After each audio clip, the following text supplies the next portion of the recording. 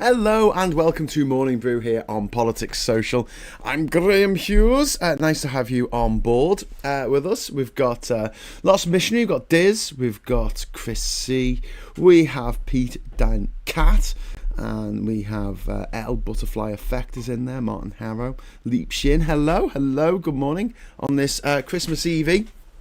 And today is the day that poor old Hans Gruber on our advent calendar is going to have to go down just a little bit more to 24. There you go, mate. You just stay there. The thing is, he's quite close to the ground now, so I don't know if it's going to hurt as much when he kisses the cement, kisses the concrete. Right. Okay. So there we go. That's good. It is Wednesday, the 24th of December, 2025. Well done on making it this far. Today we're going to try and do some, I started doing this yesterday and I thought, actually, this might be a good thing for us to sort of discuss, because I know that we've all got, our mileage has varied considerably when it comes to this Labour government and how we feel they're doing. And I appreciate that if you are disabled, if you are trans, if you are pro-Palestinian, if you are Reform or Tory or a farmer or a fox hunter or I don't know. There's lots of people who are a reason. Well, some reasons are better than others, but a reason to be upset with the current administration. But like Uncle Phil says, it's Christmas. No, he doesn't say it's Christmas. He says, I'd rather have 50% of what I want than 0% with the Tories. So let's just go through their progress, and I'm gonna, because it's Christmas Eve. I'm sorry I was late, by the way, getting started. The carers are here for my dad, and they were a little late leaving, so I didn't want to be streaming while they were in the room. It might have been a bit awkward, I'm sitting here going, "Oh, these bloody politicians, all a bunch of bastards," and they're like looking at me, going, what is even happening right now? So I hope you can see me and hear me okay. I hope we don't have any technical problems that beset us earlier in the week.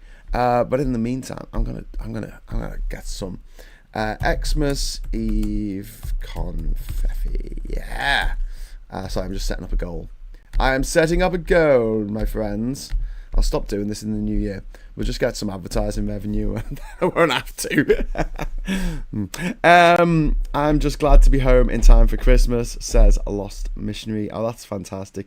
Good morning from America, says Ibizan. Oh, wow. And today I'll be celebrating the life of Ian Lemmy Climster, who would have been 80 today, leading of Motorhead. I have a litre of Jack Daniels and 3.5 litres of Coca-Cola. Dog, save my liver, says Tana Sharp. Brilliant. Did you take the meds? Asked Diz. No, I forgot. But I have actually put an alarm on my phone now to say, Graham, wake up. To take your pills. There's something comforting about making breakfast to Morning Brew. Feels like having company, says Gallifreyman. Oh, thank you. I'm glad that's how it feels, because that's what I hope it feels like. I don't want to sit here every morning and just go, oh, the world is awful. We're all going to die. I'd rather try and be a little bit sort of cheeky and chirpy in the morning. And you lot help with that, obviously, because we have a little bit of banter about what the mad shit that is going down. So we've had some good news. We have had some good news. Before I go on to sort of what the government's done and what they haven't done, first of all, we've seen that Jake Paul, who I've never even heard of this bloke. He's a right winger off the internet. Off the interwebs. I think he has followers on TikTok or YouTube or something. He doesn't have a proper job. He got into a boxing ring at the weekend and he got his jaw broken in two places. He got absolutely battered, and he's going to have to eat, or rather drink, his Christmas lunch through a straw. He can't chew because he's broken his jaw. I know you shouldn't take pleasure in other people's misfortune, but he did choose to go into the ring with a professional boxer.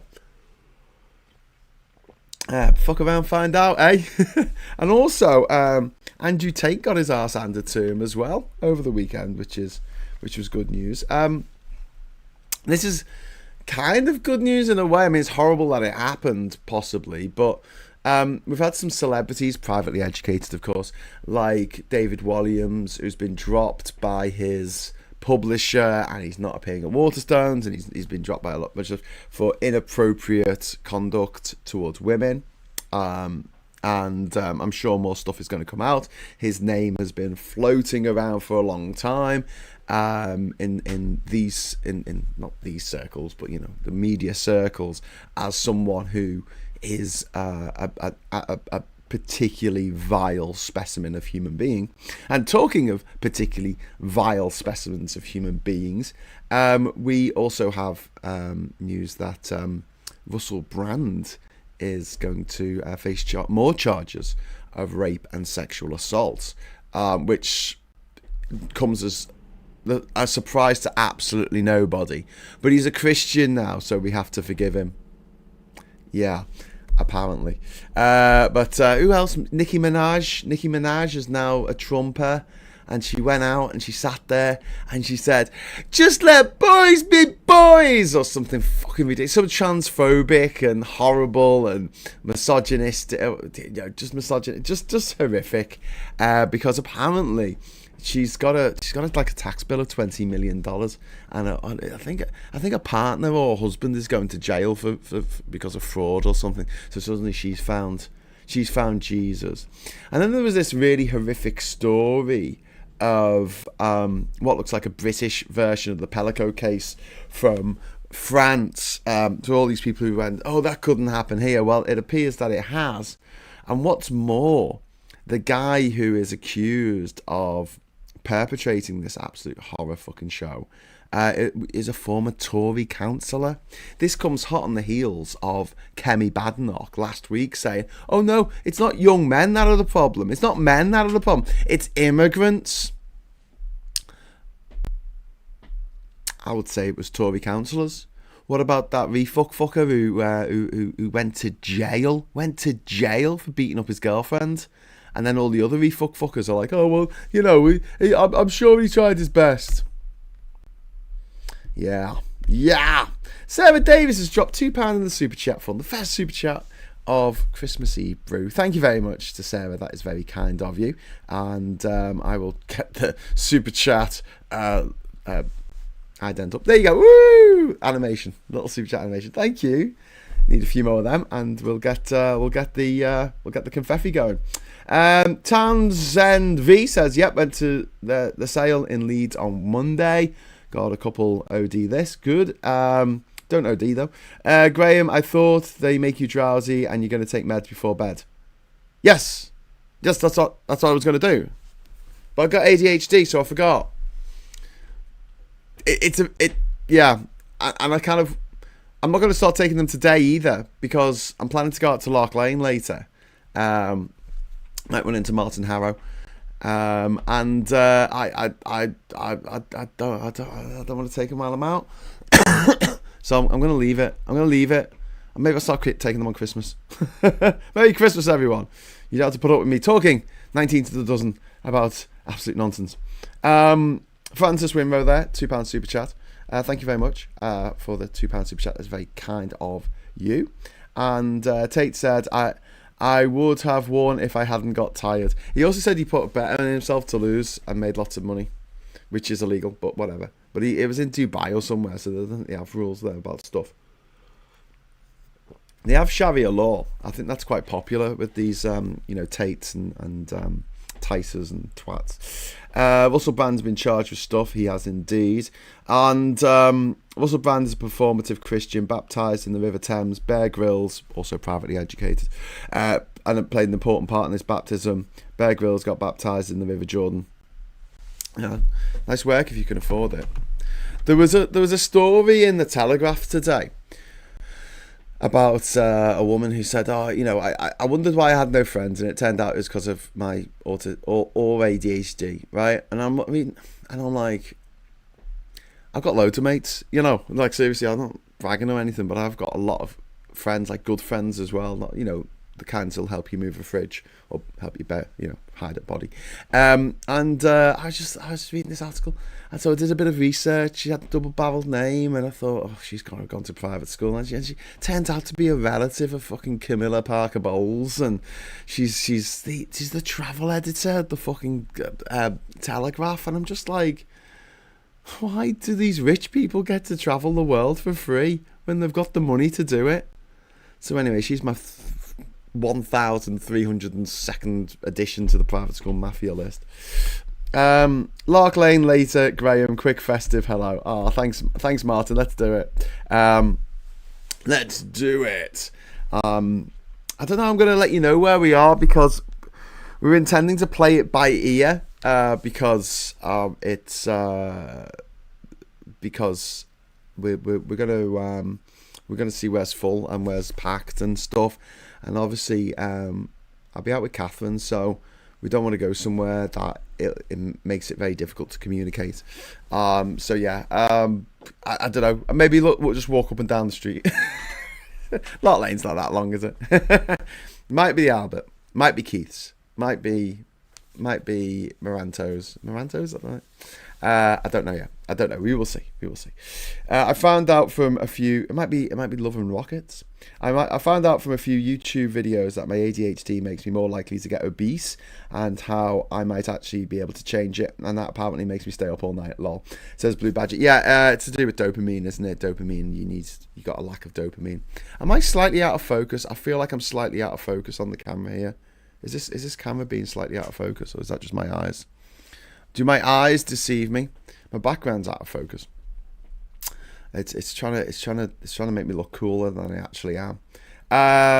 Mike, that's naughty. I've been taking the ADHD meds for 2 years. Before that, I spent my life trying to convince people I'd visited 195 countries without flying. 195. I went to 201, mate. Loser.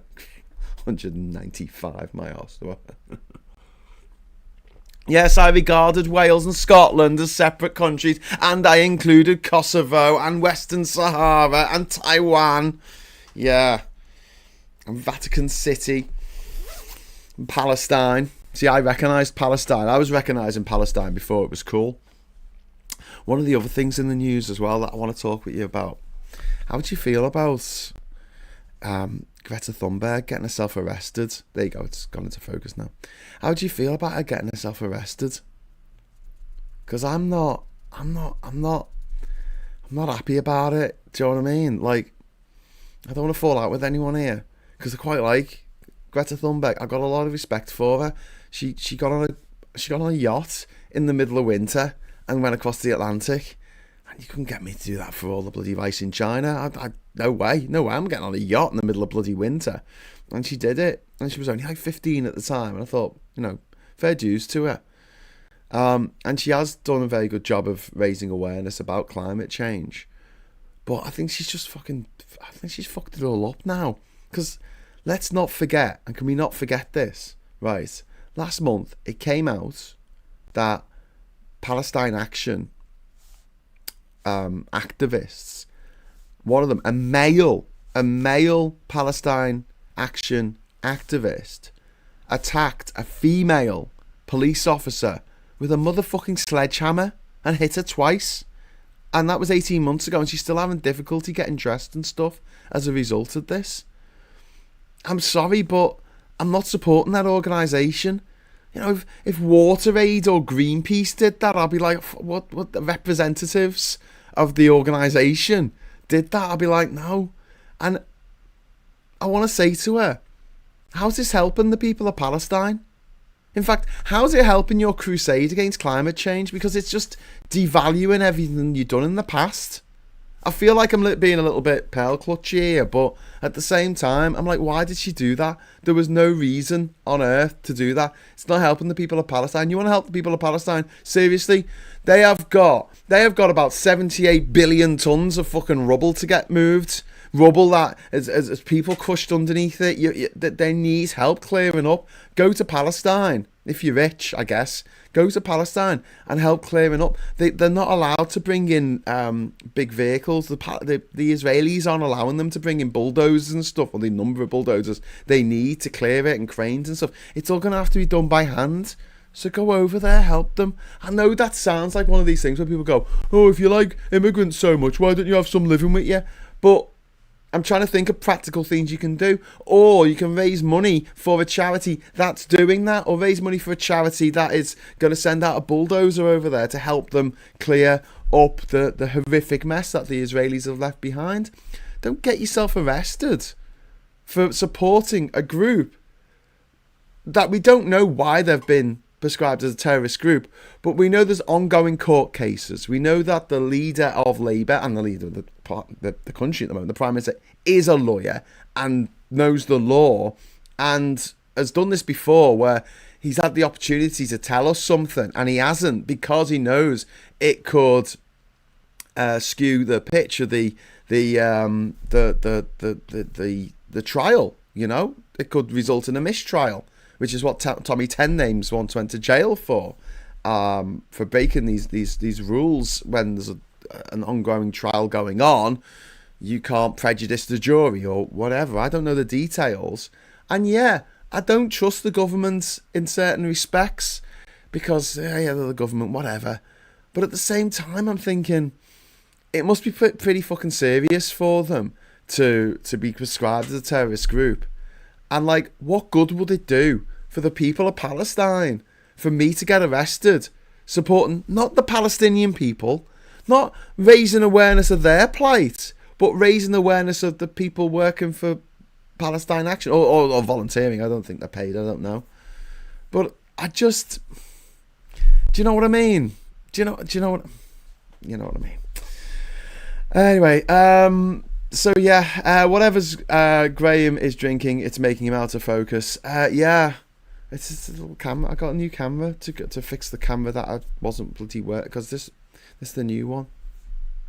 I thought it was out of focus. I thought it might have been my eyes, you know, since I've got me very focals on, because I'm so old these days. I'm so old. And everyone's saying Merry Christmas to each other. Witchy Goth is there. Lost Missionary Diz. That's really nice. So yeah, there's been a bit of a mixed bag. I've got to say though, the news coming out of America right now with these Epstein releases, I mean, it must be doing the heads in of all these mad conspiracy theorists who voted for Trump. I mean, they voted for a guy who's, you know, a nonce. And like, these are the same people who did like Pizzagate and stuff and thought that there was a paedophile ring run by Hillary Clinton in the basement of a pizza restaurant in Washington DC that doesn't have a basement. You know, that surely at some point the cognitive dissonance stretches so far in someone's brain that it just snaps like an elastic band. Like, what happens when 77 million people who all think Trump is God, it turns out that your God is a pedo? Yeah. And then again, I mean, the traditional God of the Bible, I mean, he was if you add up the dates, he was 4,000 years old. But if you go back to the start of the actual universe, he was 13.8 billion years old, and he got a 13-year-old pregnant. It's a bit rum, isn't it? That's a bit of an age gap. But anyway, let's not look too much into the story of the otherwise heartwarming story of Christmas. But yeah, you've offended the machine god. Yes, I think that's what I did. Got new specs yesterday, and I can see again, says Richie Goff. Fantastic. Thanks, science, for allowing you to see. I saw some footage of a guy who was a preacher in America who was holding a rattlesnake to show how much he had his faith or whatever, and the snake fucking bit him because it's a snake. Said he died because he didn't get any medical assistance. He just prayed. I don't know if he died, but he did get bitten by the snake. I saw him get bit, and I'm like, bloody hell, what a dickhead. Reminds me of the Timothy Treadwell. Was it Timothy Treadwell? Went up to go and live with the bears in Alaska. Thought the bears were his friends. He thought the bears were his friends. There's a documentary about it.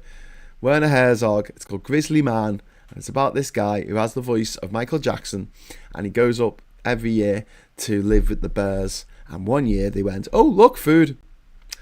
Yeah. They weren't his friends. They're wild animals that should be respected. Talking of animals being respected, get ready for the Boxing Day fight with these hunt people who would go out and tear foxes apart. And now Nigel Farage is obviously weighing in on behalf of the rich, tough landowners in the countryside, going, this is a tradition of Britain for ages, we're going after the rural countryside again. But at the same time, Labour has, it's not really a U-turn. They're still making people who have farms, who are farming, pay inheritance tax. But they've moved the threshold up from 1 million to 2.5 million, under pressure from people like Liz Webster, but also under pressure from people who probably will still get caught out by this. So it will be interesting to see what happens next. Are these farm protests got to continue after the threshold's been moved up, and what this moving up the threshold from 1 million tax-free to 2.5 million tax-free means that half of the farms that would have been affected by this are now taken out the equation. So we'll see. We will see, but hopefully, because as we said a few times, actually, I don't think there's anything new with us saying this, but there was definitely an element of the rich saying, "Oh, I don't want to pay more tax. I'm getting a bit sick of people saying about hard-working rich people that they worked hard. All right then, inheritance tax is 100%. Well, you can't do that. It's just, well, you keep going on about working hard, and you don't work for inheritance. You don't work for your inheritance. It's just given to you. It's just a birth lottery. Your parents are rich, you get a big inheritance. So if you're going to talk about hard-working rich people as if Elon Musk works 1 billion times harder than you do, it's just a nonsense. It's just an absolute nonsense. They don't. They just get up and they brush their teeth, and they have a meeting, and then they decide something, and then they go to the gym, and then they get drunk in the pub, and then they go home. Do you know what I mean? It's not like, oh, I made the decision today, that was really hard. I don't do this because I find it hard. If I did find it hard, I wouldn't do it. I find it easy talking to you and reading your messages and stuff. It's not like taxing to me. And if I said, oh, I work harder than a coal miner, I work harder than someone working on the 999 line, yeah, and you just look at me and go, what the fuck, Ryan, what is wrong with you? You know what I mean? It would be a bit like if I made a robot and it looked really human, and my mates came around to visit, and they went, wow, you've made a robot, what does it do? And I said, well, I've just told it that it just has to say how great I am all the time, and how wonderful I am, and how amazing I am, and that's what it's got to do all day long. It just worships me. It just worships me every day. Wouldn't you think that was a bit weird? But all the gods of the religions, they all want praise, don't they? They created humans to give themselves praise. It's a bit weird. It's a bit of a weird thing to do. So it's probably not appropriate for me to be going off on one about religion today, I suppose. Anyway, Meryl Cribbins to you all says, you're an infectanov who's been a member for 25 months. That's awesome. Thank you. No living billionaire is self-made. That is very true. I hope all in the chat have a wonderful Christmas. Well, I've got to just move this. I've got these little Christmas decorations here. I don't know what these were. I don't know if they had. It had shortbread in it, but it you twist it and it plays music at you, which in the context of a horror movie could be quite scary. So, some other good news as well. I went to visit a relative yesterday. He was getting on.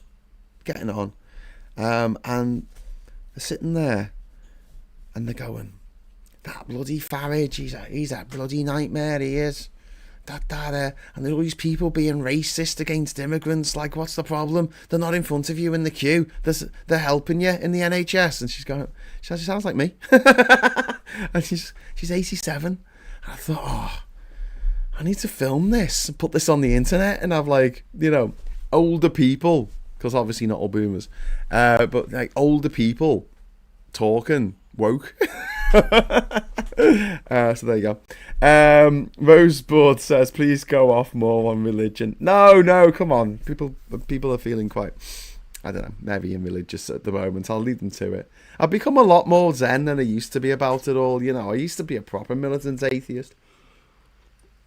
It still pisses me off that we separate children into different tribes at the age of, like, what, 5, 6, and we send one to one tribe school and another to another tribe school, and they don't mix. You know, I think it's like Catholic or Protestant.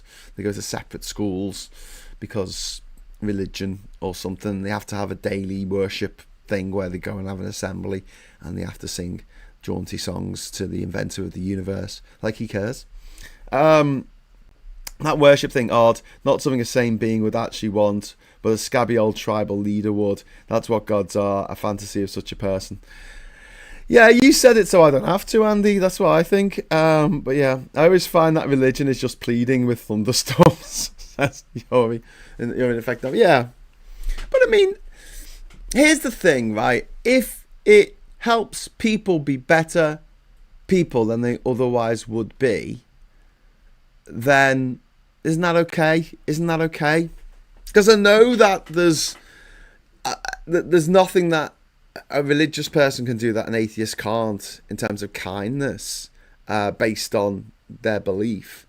Whereas there's a lot of things that someone does that are very bad. You know, religious people, stuff that they do that's really bad. That they do because of their religion. They wouldn't do it. They were an atheist. So it's a difficult line. But my take on it at the moment is, after MAGA and Brexit and this hero worship of the likes of Farage and Trump and Corbyn, I just like, well, I guess that some people, and no offense to people watching who are like this, but some people need to believe in something. They need to believe in something. Now, maybe I'm guilty of that as well. I believe in science.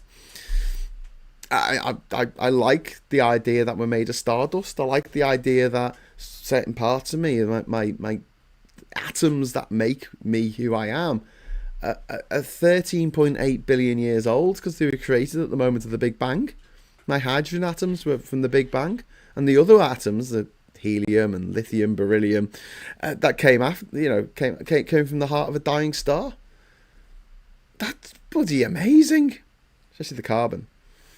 I like that story. I like the story of evolution. I like the idea that you can hold hands with your mum, and she can hold hands with her mum, and her mum, and her mum, and her mum, going back, 1 billion years to when you're a single cell amoeba, and there was an unbroken chain of reproduction. I like the fact that I share DNA with a eggplant.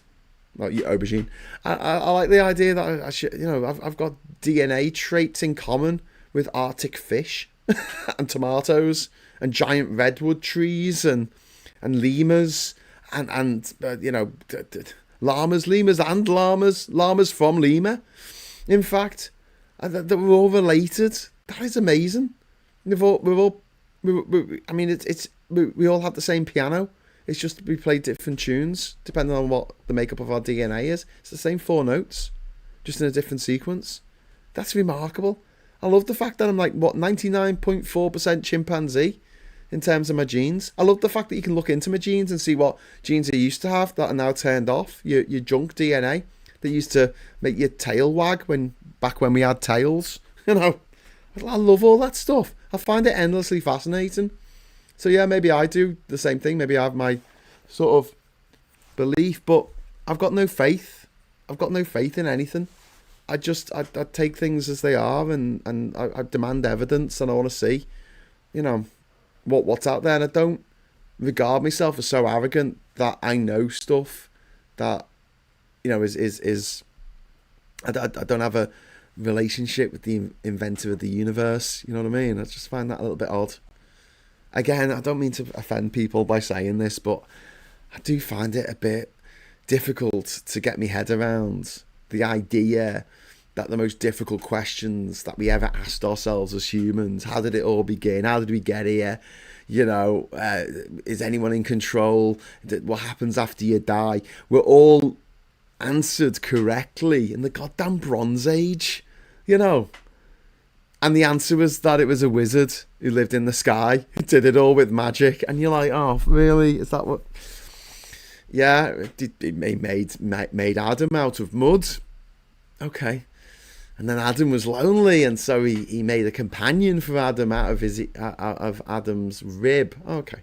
Did they have belly buttons? And then they had 2 kids, and maybe they had more than 2 kids. I don't know. But they had 2 kids, and one of them killed the other. So where did all the other kids come from? Where did all the other humans come from? And then, you know, after a while, God's like, oh, I don't like all these humans doing all these awful things. I'll flood the place. And you're thinking, there's not enough water on Earth to flood the top of Everest. Do you know what I mean? It's 8,848 meters. Yeah, you want me on your quiz team, don't you? Everest, like it's pretty high. So you couldn't, and they had a boat, and then they put all the kangaroos on the boat. They put stuff that's undiscovered from the Papua New Guinean rainforests. They put animals from there on this boat. They had all the predators on this boat, and they sail for 40 days and 40 nights or something. It's like, what do they eat? This makes no sense to me. I can't understand it. Whereas there is nothing in science, even the really complex shit about, I don't know, fucking spooky action from a distance, like quantum physics. And I'm not saying I can get my head around it and, you know, I know what it's all about. But there are people, really gifted people out there who are fucking fantastic at, like, explaining this stuff in a way that I go, okay, yeah, that makes sense. Even to my little tiny lizard brain, it makes sense. I get it. Okay, that's logical. Whereas everything I read in the religious books of the world, there's just so much stuff in there that is just blatantly illogical. And do you know what it is? It's probably me ADHD, pattern recognition. I'm watching a movie and I'm just pointing out all the plot holes, like the fact that in Taken there's an 18-year-old girl in 2008 who's following U2 on their European tour. Friends, there wasn't a single 18-year-old girl on the planet in 2008 that was following U2 around on their European tour as their own decision, going alone without being dragged there by their Gen X parents. Okay, I'm glad we just got that out there, because otherwise, you know, it's one of those things that just upsets me. I mean, why? Why U2? You know, this was the era of, like, the Killers and the Arctic Monkeys and Scissor Sisters and just and Eminem. She could have been following Eminem. I don't know. Just something that an 18-year-old girl in 2008 might have actually liked. But no, we got U2. Anyway, so yeah, I spot these plot holes, and you know, you read the Bible and it's like, so he turned up at a wedding and did his first miracle. Did someone forget the wine? No, they drank it all. So they were drunk and he turned water into wine when everyone was drunk.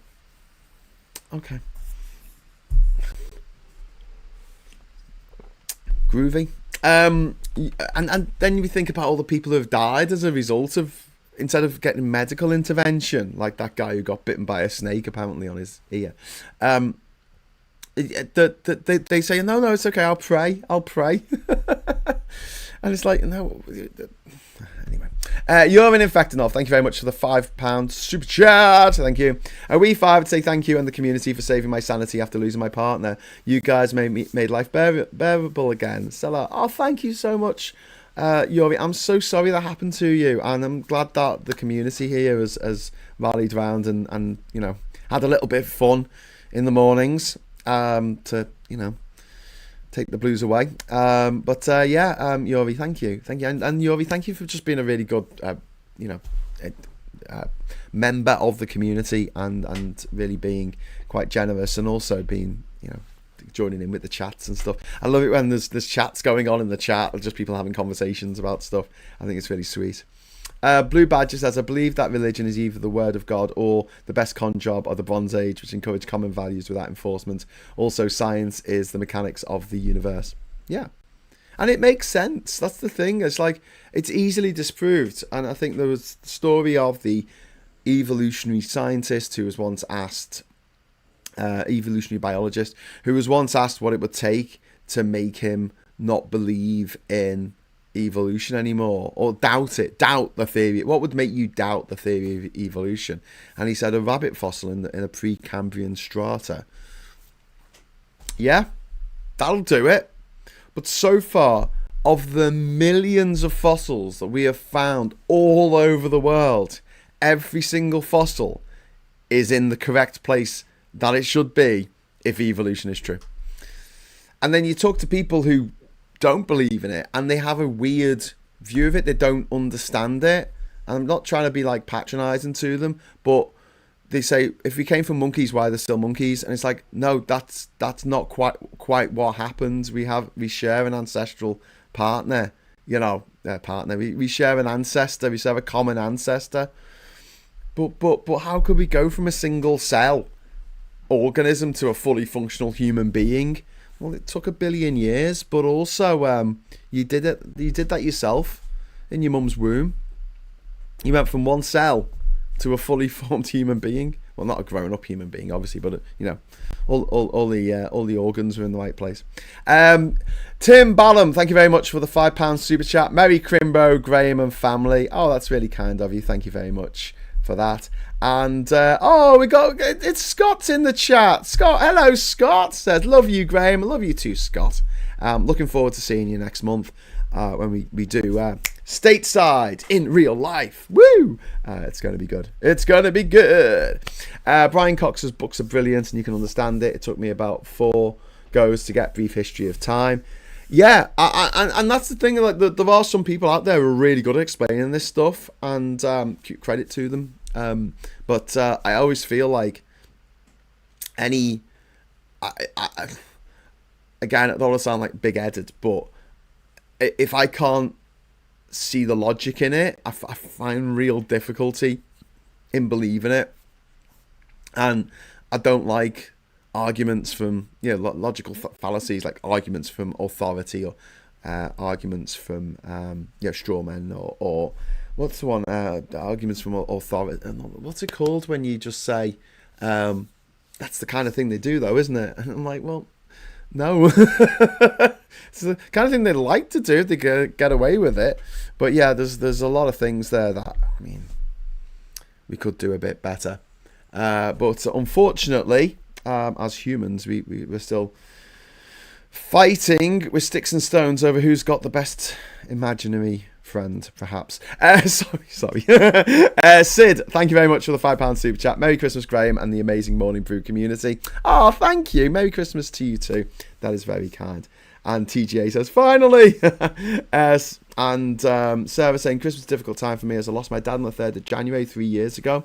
So I'll be going to the cemetery with my mum tomorrow morning before going out for dinner. Okay, Sarah, that's I'm sorry that's hard for you there. It's particularly I know Christmas can be a difficult time for a lot of people, and it's one of the reasons why I try and keep making the shows, keep trying to do streams and stuff throughout the Christmas period, because as much as I'd like to take a break, I also appreciate the fact that a lot of us here, we've made our little community, and it's quite important to us all.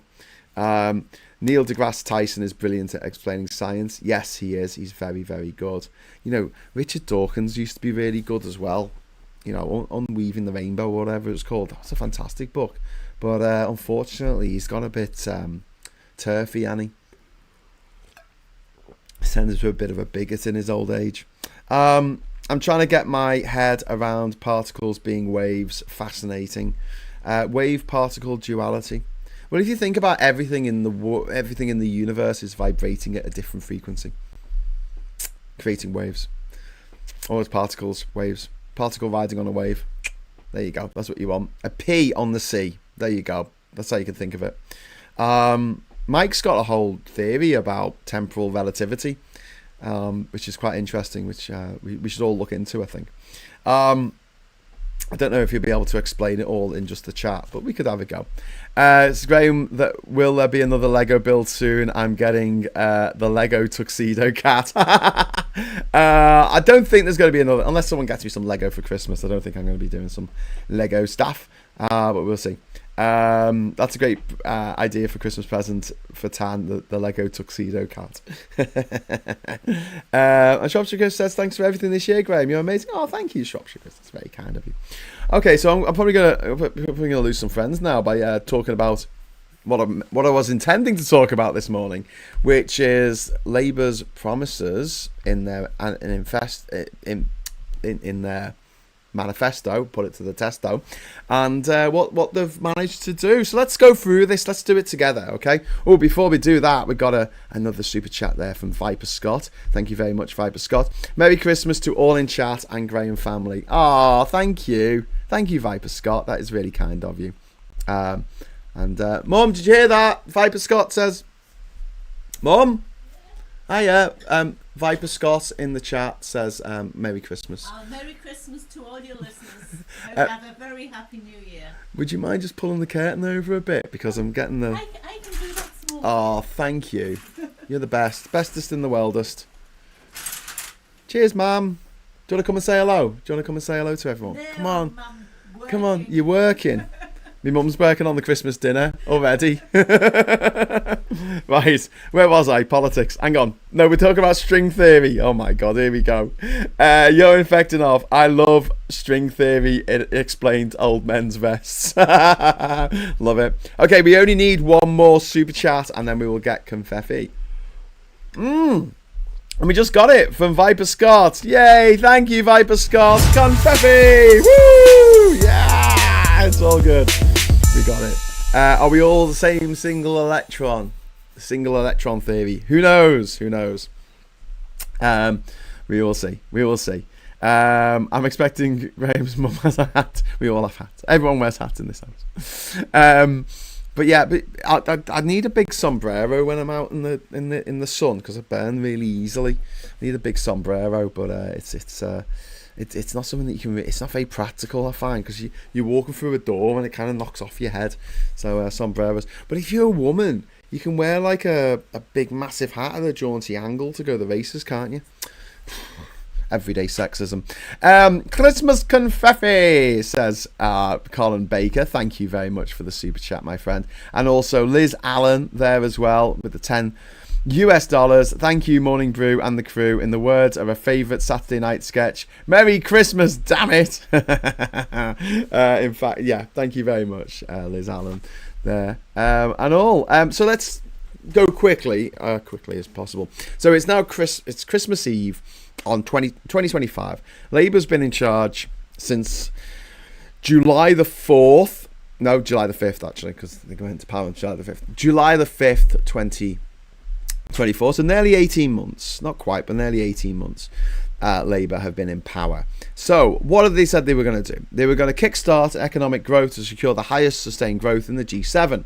This appears off track. The growth is sluggish and the UK is still lagging behind its peers, and early optimism is not translating into figures. Now, it could do if we join a customs union with the EU. That would really help our economy massively. And now we've got Labour MPs, and not just Labour MPs, Labour ministers like Wes Streeting. I know he's a balloon-faced C unit, but he's actually saying out loud we should rejoin the customs union. And 75% of Labour, Lib Dem and Green voters want us to rejoin a customs union with the European Union. So there's that. We got another super chat come in. Thank you to Ruth Gunstone. Thank you very much for the £5 super chat, Ruth. That's a good name for a gunslinger from the Old West, isn't it? Gunstone. Anyway, thanks, Ruth. Speaking of science presenters, Robin Ince has stepped down from Infinite Monkey Cage because of pressure from the BBC against his pro-trans views. Yeah, which is disgraceful. And also, friend of the channel, Mitch Ben, who went to my old school, actually. He's got a... He posted about, like, he was getting sacked from the BBC for being woke before it was cool. So, you know, I know at least two people now who have been silenced. And also Gary Lineker, who runs Goal Hanger, which is where Marina and Gemma started out with their Troll podcast, which is now on Global. Goal Hanger do the rest is politics, they do the rest is sport, the rest is football or whatever. The name of it is a bit of a piss take because Gary Lineker was accused of being a goal hanger. That's the only reason why he scored so many goals for England in the 80s. He got the golden boot, you know. Gary Lineker, was it 1986, was it? He got the golden boot at the World Cup. Scoring the most goals. Someone's going to correct me on that, I'm sure. But yeah, I know a few people now who have left the BBC because of their left-wing views. And I don't know of any people who have had to leave because of their right-wing views. And this is incredibly frustrating. Why is Sharon Davis still presenting the sports when she's a horrific TERF? Why did they allow Andrew Neil to present the politics show on BBC Two every day when he was at the time the editor, not just like a contributor now and again, but an editor of The Spectator magazine, the most vile right-wing Nazi-loving rag in existence, which is saying something, isn't it? And then you've got someone like Jeremy Clarkson, who was presenting Top Gear, the flagship BBC, motor show, and he was writing a column for, I don't know, the Scum or the Fail or some newspaper each week, going, oh, I hate immigrants, oh, I hate this, I hate the... Oh, actually, he didn't hate the EU, did he? He was a Remainer. But yeah, he espoused his political opinions while presenting a show about cars. And it's like, okay. But yeah, I'm a bit upset about Robin Ince leaving Infinite Monkey Cage because I really like him. I think he's a good lad. Thanks, Irene, says Diz. Starmer's Christmas message might have killed off any green growth the economy was starting to gain by telling everyone things are tough and people are still struggling with the cost of living. Yeah, anyway, Gallifreyan Wren, it's not the same. I want to meet her surprise eldest daughter and help her cook. I can cook the same meals in my limited way, but it's just not the same. And Pete is saying, well, Scott, energy has no concept. It's time and space. So it can be everywhere at once, which means it can be everywhere, anywhere at any time. It's possible the electrons in you are the exact same as mine. Could be. You'll never get rid of bias within the news. Yeah. Well, because it's not just the way they report in the newspapers, but also on TV. It's the stuff that they choose to report on and the stuff that they choose to make a big fuss about. I mean, I still think it's fucking disgusting that, this is going back a while. But April 1989, the Hillsborough disaster happened. And it wasn't the top news story at like the 9 o'clock news on the BBC. There's quite a bit of a fuss about that at the time. I don't know what the main story was. It was probably like the Royals changing their fucking underwear or something. I don't know. I haven't seen Sharon Davis for ages with the poolside interviews. The single electron theory is based off the idea that every single electron is indistinguishable from any other. That's just racist, though, isn't it? Against electrons. Okay, so yeah. All right, where were we? Kickstarting the growth on the G7 off track because of Keir Starmer's red line. So let's get rid of them, Keir, and you can be doing a lot better. We've got Labour will not increase taxes on working people, and they're saying this has not been kept because national insurance rise directly contradicts this pledge. No increase to national insurance. There has been an increase, but it's national insurance paid by employers, not by employees. So, no increase to VAT. Yeah, that's true. Cap corporation tax on at 25%. They have done that, but I'll put it up, to be honest with you. Fiscal rules are non-negotiable. This appears on track because it's this idea of making sure that the markets don't lose their shit. And when we say the markets, right, here's a little rabbit hole for us to go down for a moment, right? there's two types of market traders, all right? There's the people who go on the stock market. I'm not talking about market traders down at St. John's Market. I'm talking about you've got the market. You've got the people who trade on the stock exchange. They're basically gamblers. They're there to gamble their money, other people's money, for shit and giggles, and they'll pump and dump, and they'll do all this mad shit, and they'll find out what the price of pork belly is going to be, and they'll do all this stuff, right? In order to make loads of money. They're gamblers, ramblers, gamblers, from Liverpool Way. And then you've got the bond traders, right? And they trade in government bonds, and they're not gamblers, they're investors.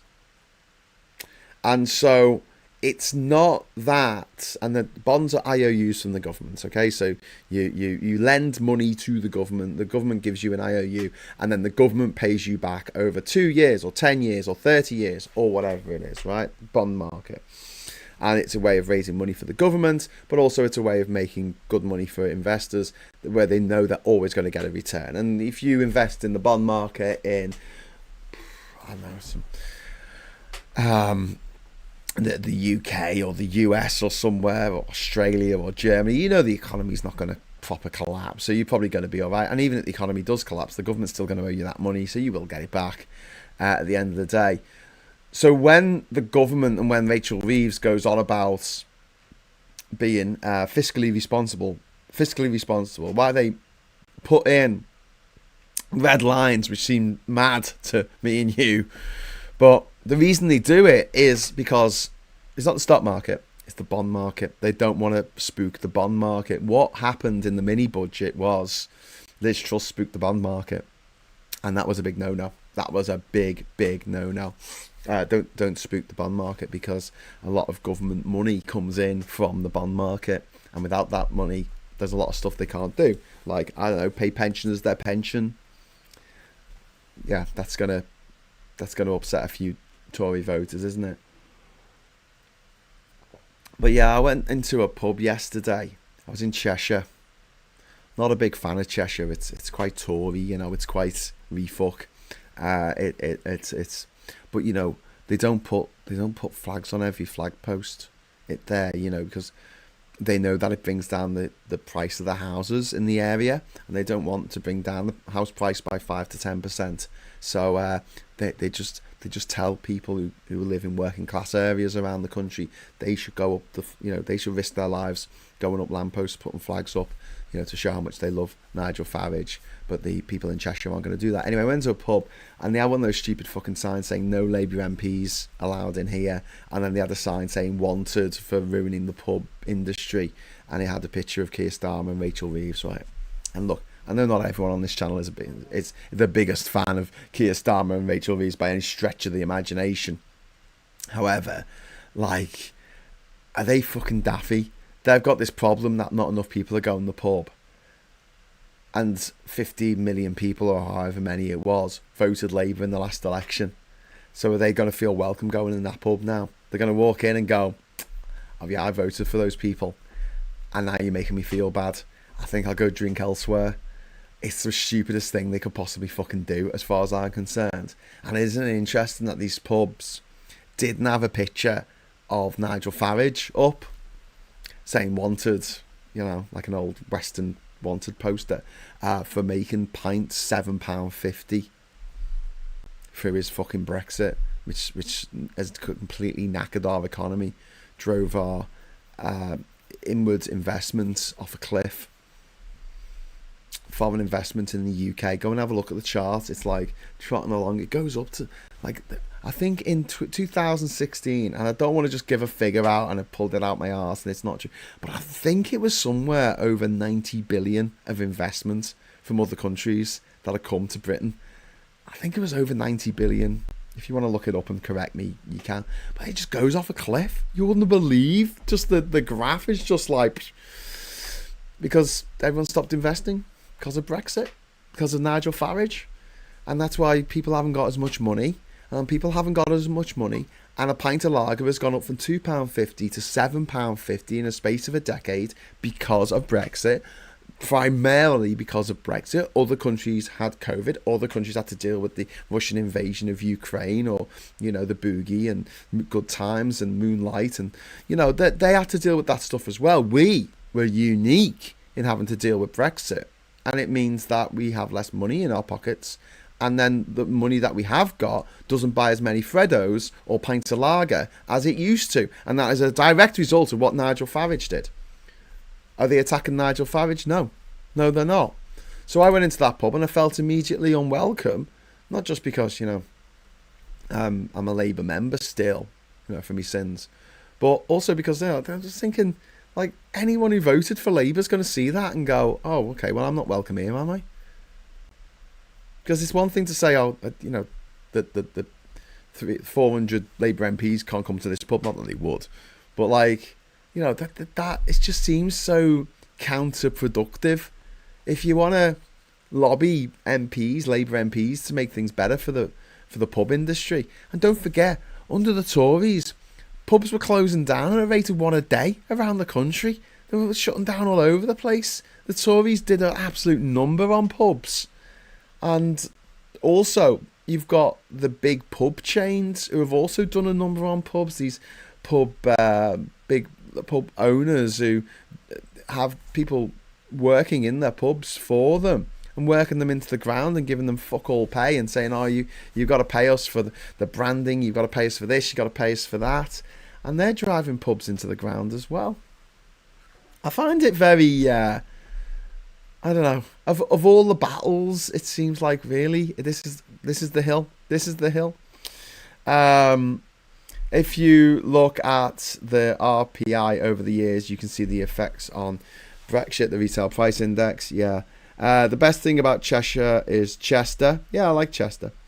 That's all right. That can stay. The rest of it, though. Supermarkets did the biggest number on pubs. Chris, yeah, I agree that the supermarkets, but like, I would rather go to the pub.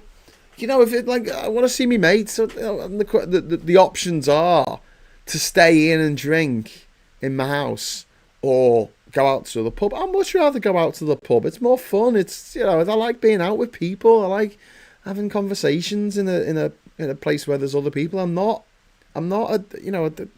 pretty outgoing. That's no surprise to anyone who's watching my shows regularly. But I can't afford it. I'd go to the pub like quite often back in the day, but I could afford it. For £7.50 I could get quite tipsy. Nowadays, for £7.50, you get 1 pint of lager. What you doing there? Sit for 3 hours. By then, it's lukewarm. Manchester only Lancs for cricket. We are Greater Manchester. Wirral is Merseyside since 70s. Yeah, but Wirral has a Cheshire postcode. Is it just me, or is anyone else hearing a hissing sound in Graham's background? Yeah, it's my computer. It's my laptop is making a hissing noise. It's having a hissy fit. Because it's a fan spinning round. It's too hot. It's getting too hot. It's beginning to look a lot like it's too hot. Let me just move this. There you go. Oh shit! You see in the ceiling there? Now I'm upside down. That is brilliant. Why am I upside down? Don't make me upside down. This is me trying to... What can I put under my computer? Put something under my computer so it's not using so much CPU. There we go. Is that better? Is that better? My dad's making noises in the background there. You right, Dad? Oh man, what is even happening right now? Stop it! Stop doing this. Right. Okay. Sorry, it's not very good hinges on my laptop. There you go. I know it's still hissing, but it might. I put my phone under the laptop, so hopefully it's a little bit off the thing you're sitting on, and hopefully it'll allow more airflow. I don't know why it's using so much stuff at the moment. It's getting louder now. It's getting louder. Why are you getting louder? What's wrong with you? I'll have to go into Task Manager and start closing things down.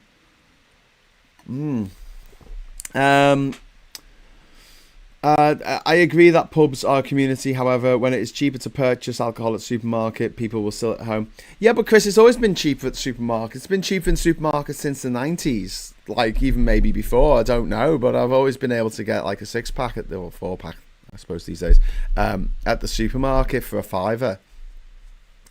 Or less, actually, back in the day. But these days, you can get a 4-pack for a fiver in the co-op or whatever. And, you know, that's the equivalent of buying 3/4 of a pint now, you know, or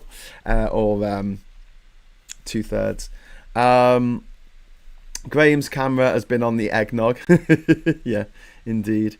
Historically, south of Mersey is Old Cheshire. Cheshire, yes, it is. Cheshire's quite a long county. It sort of stretches out like a massive turd, but it's full of twats. Bad wolves, we call them. Woolly backs. And they're bad, so we call them bad wolves. Childish, but amusing. Okay, so what else have we got here on the progress tracker? We got to hurry this up, I think. Where were we? Where were we? We were on economy and tax. Abolish non-dom status. They have done that. Hurrah, achieved. Establish a national wealth fund, which should have been established back in the 1970s. And Labour have done this, which is fantastic. The capitalised national wealth fund with £7.3 billion. The fund exists, but the money's not there yet. I'm assuming it's going to be there. End offshore trusts to avoid inheritance tax. That's been achieved. But you know, underreported, obviously, because it's Labour and their comms are shit. And also seeing productivity growth across every region. Well, it's a bit of wait and see, isn't it? It's not something that you could say yay or nay at this point in the proceedings. Towards a laptop stand. Merry Christmas all. Thank you very much to the Witchy Goth there for a £2 super chat towards a laptop stand. That would be a good idea, actually. It's kind of annoying because I don't know why my computer's getting so hot. It's only running handful of things. If you notice, when I'm at home, the politics social things move and the Morning Brew thing is animated. I don't do that when I'm on my laptop because it strains the CPU.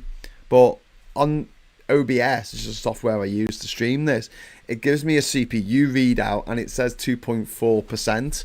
So I don't really know. I assume it's because I'm looking at this list and it's on Google Chrome, and we all know Google Chrome loves to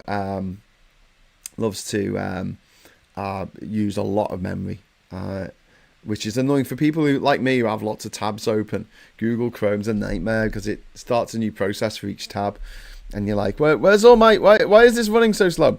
Anyway, so on housing, they have abolished Section 21 and no-fault evictions.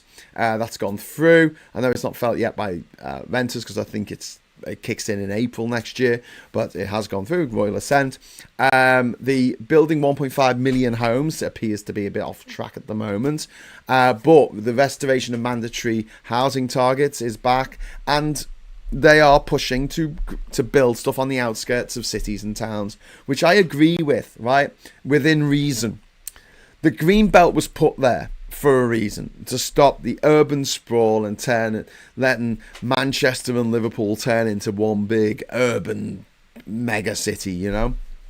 And it was put in there for a very good reason. But there are areas on the outskirts of cities and outskirts of towns that are brownfield sites, which are for some reason categorised as greenfield when they're not. Nothing grows there. We don't do anything with this stuff. One of the things that a big difficulty, going out when you're going out to, when you want to build more properties in a given city is if you have set city limits and you can't build outside of them, then you've got to look inward. And it's why so many playing fields from when I was a kid have now got an estate on them, a housing estate on them. It's why we've lost so many green areas within cities, because they can't take the green areas from outside the city, so they're taking it. And where it's an area that is a brownfield site that used to have a factory on it back in the day, or car manufacturing plants, build on it. Just build on it. But because the planning regulations were set up by Tories, generally speaking, in order to make to limit the number of houses and therefore make them more expensive. So anything that's more exclusive becomes more expensive. Anything that is in limited quantity will push up the price. For limited availability will push up the price, I think. How much RAM is there in that Lappy, says Andy? 64 gigabytes of RAM in this Lappy. Yeah. Still shit. Ivan, it's the end-shitification of everything. And just quickly popping into the stream. Happy Christmas. Have a great time, people. From Ivan. Oh, thank you, Ivan. That's very kind of you. We're talking about Labour policy today. The airflow path through the laptop can get clogged with dust, making the fan go into overdrive, trying to compensate for the rising temperature. Yeah, maybe. It wasn't making this much noise yesterday, but there you go. Is Graham's computer running a nuclear reactor, and is it reaching critical condition? It very well might be. I'm not sure. What I'll do is actually, if I put that there, maybe it'll pick up a little less of the hiss from my computer. I'll push my computer back as well. Oh, back you go, you bastard. So yes, happy Christmas to Ivan. Thank you very much. It's very kind of you. Build up, nothing wrong with flats in cities. Well, this is where I'm going to disagree with you, Mr. Tisk, because we see a lot of these buildings getting built, but then, you know, have a look around Manchester at night on these new high rises that they're built in the city centre and see how many lights are on.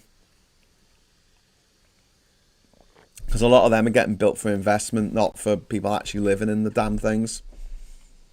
Also, high-rise flats were always a myth because they needed to be built in such a way that if they toppled sideways, they wouldn't hit anything. So you have to space them out quite a lot. You can't build them next to each other in the UK. That's just our rule. And as a result of that, the density, the urban density, and there's also to do with like letting sunlight in and stuff. But yeah, you could fit more families in a terrace street than you can in a tower block. And then everyone gets their own front door. And then, you know, there's a fire, you can get out the damn thing. And there's not people blocking the stairs, and the lifts don't break because you don't have lifts because it's your own house. So yeah, given the choice between building an ugly goddamn tower block, a machine for living in, or houses with their own front door and a backyard, and you know everyone can sort of look after their own place. I'd much rather go for the whole people get their own house concept. Yeah, I just would. But you know, that's just me. Oh wow, okay. So something's gone wrong with the chat here. Jesus, do you know what? Oh, it was trying to do something. It's gone down now. The hiss has gone down.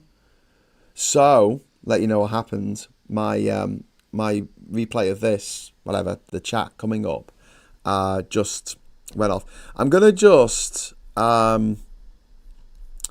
Do you know what? This might ruin everything for everyone, but there was an update, so that I know what's happening now. The Google's was updating. Chrome was updating. Can you stop? Can you stop now? Can you stop? I'm just going to close everything. I'm just going to close everything. Close the papers, everything. That's all right. Plus old sofa. But now I can only see what's on the screen here, so don't talk too fast. Liverpool planning us considering selling playing fields for housing. Once lost, never regained. Yeah. They've done that loads of times. There's loads of playing fields around here in West Derby that have gone since I was a kid, places where I used to play as a kid. Grenfell proved that high-rise flats are not safe from a fire safety point of view. Yeah, they never will be. Because what about if you've got a disabled person who needs to get down the stairs because the lifts are out of order because there's a fire? I mean, what the firefighters, what are you expecting them to go 14 steps, 14 flights of stairs to get up to the 14th floor to put the fucking fire out with all the equipment and the hoses, and you get the pressure that high? I mean, come on. Why make it difficult for us? I know some people love living in these towers and lording it over everyone else, like looking out from the tower and going, oh, I'm really high up, but it's just not for me. I don't like looking at them. Not converting me. Yeah, thinking about it, a terrace street is like a tower block lying on its side. Yeah, but everyone gets their own front door. And if there's a fire in one of the houses, it's usually contained to that one house, and the people can get out pretty easily. You know, they could install sprinklers by law. Yes, I agree, but then you've got a problem with all your stuff that you've got in your place. That is yours. That is your stuff. Is constantly under threat from someone having a fire in another flat on your level. And yeah, okay, well, you know, we've got a sprinkler system, fantastic. So that doesn't actually burn all your stuff, but it gets wet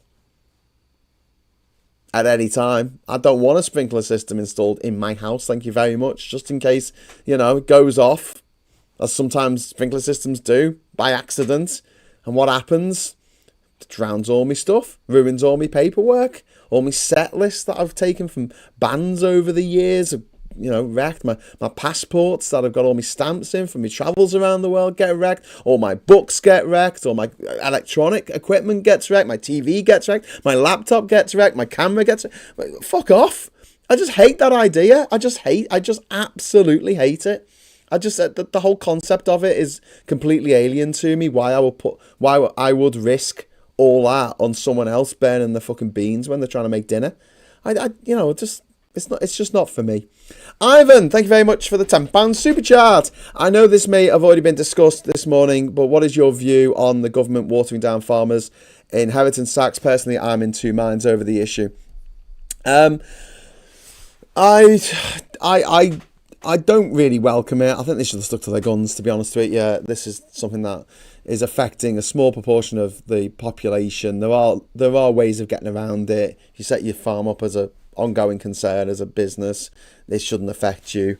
Yeah, I think it was just very rich, powerful landowners spitting the dummy out the pram, saying, "Oh, we don't have to pay this money." Now, look. The inheritance tax is still going to kick in. It's still going to kick in. It's just they haven't got rid of it. They haven't scrapped it. Because don't forget, up to this point, it was 40% for the rest of us over the first million. And for farmers, it was 0%. So now it's 20%. And it was going to be out for the first million, but now it's going to be 2.5 million. So the number of farmers that is actually going to affect has halved. So hopefully we'll see some tamping down on it, because the argument still needs to be there that it is fundamentally unfair that billionaires can avoid their children having to pay inheritance tax when they cark it because of this loophole where they can go and buy some land, as what's his name, that horrible man, Jeremy Clarkson. Jeremy Clarkson said it out loud, out of his face. He said, "I have bought a farm because I don't want my kids to have to pay inheritance tax." So now they're going to have to pay inheritance tax. Oh, woe is me. So yeah, I think it was a sensible compromise. It's not one that I wanted them to make, but okay, fair enough. Farmers are unhappy. But, you know, you never get the farmers to vote for Labour anyway. Sprinkler systems can be installed, so it is zonal. Also, sprinklers would only need to be installed in communal areas to protect the escape routes, says Chris. And in our old cottage, you could climb in next door and the other neighbours through the loft. You'll never miss your water until the well runs dry. I have no local pub in crawling distance anymore.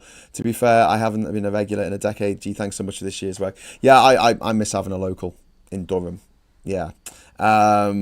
I miss being here, to be honest with you. Might be worth dealing with Doctor episodes of Poirot. We got Missed Paula Thomas. Clean the inside of laptops, huge dust build up. Thanks for that, Paula. And the billionaire landowner thing, it's so they can take loans out against it and live tax free, which is what they do, because they live off their loans, which is what all the rich people do. The problem with older high-rise flats is they normally only have one flight of stairs with no smoke extraction system and poorly maintained emergency lighting systems. Yes. But also that's true everywhere, all over the world, where they have high-rise flats. Humans have not sussed it out yet. Maybe one day they will. But at the moment, humans not good at building tall things for people to live in. You can go visit it. Go halfway up the Burj Khalifa. You can't go to the top, and look out over the heat dust, the dust heat. In Manchester, new blocks needed 2 stairs, says Mr. Tisk. That's good. But still, it's not the way that I would like to live ever. And I do despair over the fact that, there's like an ugly house. Someone decides to paint the house fucking orange and purple or something for some stupid fucking reason. I mean, unless it's your next door neighbour, you won't see it. But if there's an ugly fucking building, like Centrepoint, or like the Triad in Bootle, or like the Beaton Tower in Manchester, it demands that you look at it for miles around. You got to see this ugly piece of shit building. They're usually derelict. I think the Triad in Bootle's been empty for years. The Centrepoint at Tottenham Court Road was empty until like the 90s, I think. Didn't have anyone in it. And that was built by the architect Goldfinger, who Ian Fleming named a villain after. But yeah, machines for living in. And in Manchester, enough farmers did vote Labour to easily unseat Liz Truss. That's true. They were quite sick of Liz Truss, weren't they? When I volunteered at the local theatre, we had massive smoke vents above the stage in case of fire. They sprang open to allow the smoke to escape. But I mean, for me, having to do all these things, sprinkler systems, extra stairs, things that spring to life if there's a fire, it's still not going to take away from the fact that when there is a fire and you're in a tall building, the fucking lifts stop working, so you've got to get down the stairs. So it's like, if you are disabled, you can't live in these places. You just can't. It's too fucking dangerous. And I think it's ableist. I look at these buildings and I just think they're ableist. Hate them. I hate looking at them. I hate having to look at them. I hate the way the Beaton Tower looks like it's about to fall forward because it's got that chunk taken out at the bottom. Stop it. You're making me feel awkward. It's like, when something's a bit too close to the edge of something on a coffee table. When someone's put their coffee down, it's like teetering on the edge, and it's like you keep looking at it. You can't concentrate on the conversation. This might just be me. Probably is just me, but yeah. I thought Goldfinger was the current US president. I love the view we have from the upper floors of Manchester City Centre, including Beaton. Well, Mr. Tisk likes it. It depresses the living shit out of me, mate. It's like being forced to watch a really depressing movie. Like a Mike Leigh film. I've got to wake up every morning and watch a Mike Leigh film on the way to school, or the way to work, or the way to the post office, or whatever. Wherever you're going. Here, watch this Mike Leigh film. Okay. Oh, wow, I'm losing the will to live here. Cheers, Mike. I find them gloomy and inhuman and exactly the sort of thing that robots would build because they're just functional. There's no beauty in them. There's no sense of place. There's no sense of history. There's no culture embedded in these boxes of glass and concrete. And they're the same all over the world. It is quite depressing. You can travel from Buenos Aires to Panama City, to Houston, to Toronto, to London, to Madrid, to Barcelona, to Canberra in Australia. You can go to Port Moresby in Papua New Guinea. You can go to Bandar Seri Begawan in Brunei. Go to Hong Kong. Go to Shanghai. Go to Xi'an, go to Kolkata, go to Mumbai, go to Islamabad. You see the same building. It's the same building everywhere. It's like someone's just pressed Control C and Control V on some mad game of Sims. And these buildings say nothing about us. They don't tell a human story. You have stone. It's got a story. It's millions of years old. You can suss out where it's from. You use wood. It tells a story. You can work out when it was cut down. It was a living, breathing thing that, had a life and is a particular type of tree. And concrete, all it is solidified dust. It's just dust. It's just pour some dust in and pour some water in, some fucking cake mix, put it into a mould, and there you go. You got a wall. Well done. That must have taken all of one morning. I find it really grim. I just do. And whereas I can appreciate a little bit of the Art Deco styling of the Chrysler Tower or the Empire State Building or something, okay, cool. But the rest of the stuff is shit. And I'll tell you now, if on 9/11 those planes had gone into the Chrysler Tower or the Empire State Building, they would have rebuilt them exactly as they were. If they'd gone into the White House, they would have rebuilt it exactly as it was. Maybe not Trump if he was in charge, but a normal president in charge. Normal. But with the Twin Towers, they didn't rebuild them exactly as they were. Because why would they? They were fucking ugly as fuck. They were just two big boxes. Didn't have anything about them. They were just tall. That was the only thing they had going for them. They were just tall. That's why they were famous. And I know you're thinking, God, Graham, that's a bit, it's a bit mean, but they didn't rebuild it. That plane had gone into the Statue of Liberty. They would have rebuilt the Statue of Liberty. But it didn't. They went into the World Trade Center and they went, okay, we'll build something else. Because no one cared about the actual building. They cared about the people in the building who died, obviously. But the building itself, Notre Dame burns down. They rebuilt it in a few years, exactly as it was. That was the same thing would happen with St. Paul's, I'll tell you now. Same thing would happen with Liverpool Cathedral, at least the old one. It's actually newer than the Paddy's Wigwam. The Giles Gilbert Scott one, they'll rebuild it as it was. They did the same at Windsor Castle. They didn't go, we'll knock this down and put a shopping centre in its place. So yeah, I just yeah. Anyway, Mr. Tisk's gone now, so I don't know who I'm trying to convince. I just find it a bit dispiriting that humans have the chance to make stuff and our imagination can run riot. And we've got machines now for building these things like we'd never had before. And you look at these medieval cathedrals that were built before we had like any kind of JCBs or machinery or earth movers or trains or and they're insane. They're just like, how did you build something this big? How did you build something this magnificent and perfect? How did you do it? In the medieval days, it's just quite remarkable.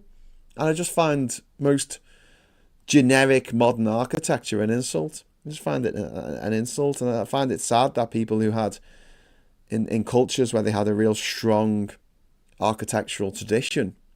Look at the Taj Mahal. It's fucking amazing. This is the most beautiful building in the world. I've said this to people before. Once you've Taj Mahal, you don't go back. You can't look at the Taj Mahal. You can't see it up close. See the perfection of something that's 500 years old. That was built with horse and cart. And some, pulleys and ropes and things. You can't see that and then go home and see the beaten tower and go, oh yeah, that's impressive. It's not impressive. It's shite. It's copy and paste architecture. Each floor's the same. You work on your ground floor lobby stuff, and then first floor, second floor, you just press Control C, Control V, Control V, Control V, Control V, and then you've got a tower. Nothing about it. What are people's thoughts about anyone being held accountable for Grenfell? I think there should be people in fucking jail for the rest of their lives for killing 70 odd people.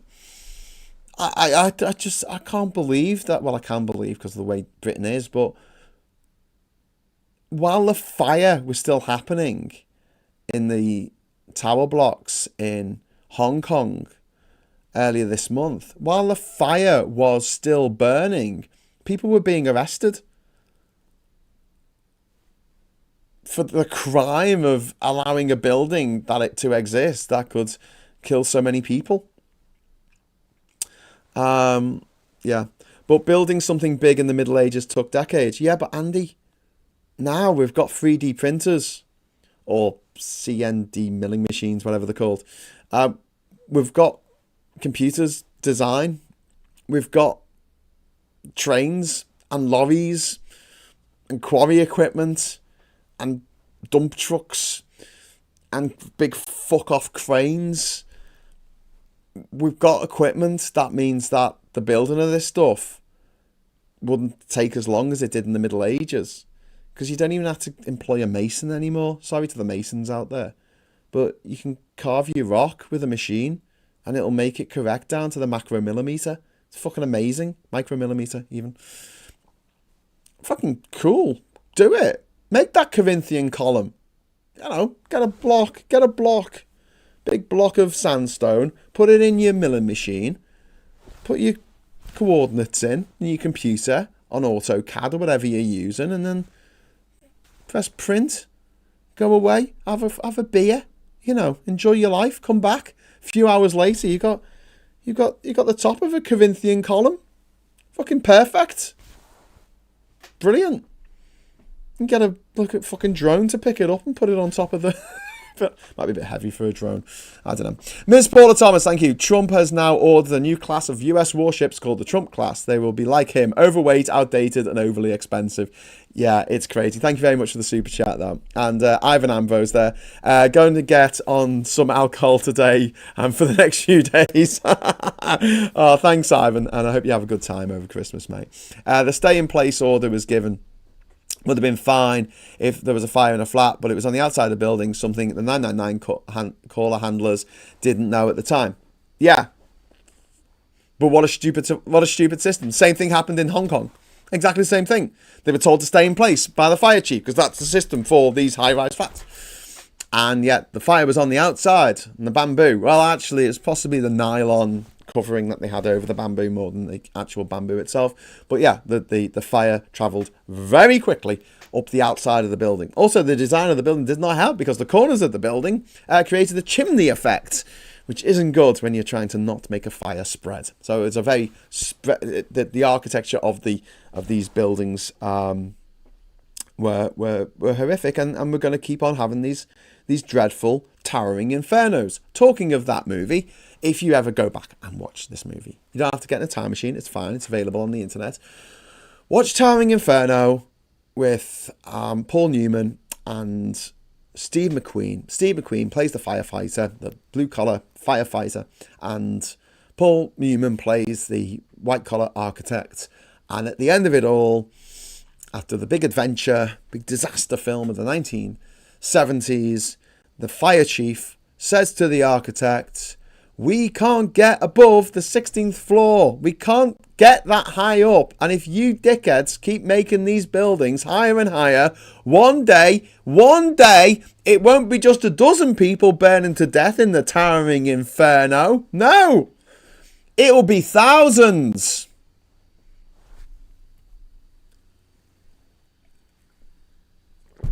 Yeah. Anyway, oh my God, what is this? I'm getting a message here from Microsoft asking me to sign in. I don't want to sign in. I don't give you me details. Don't forget the tiny torpedo tubes. Yeah, just going back to the Trump battleship thing. What a fucking idiot.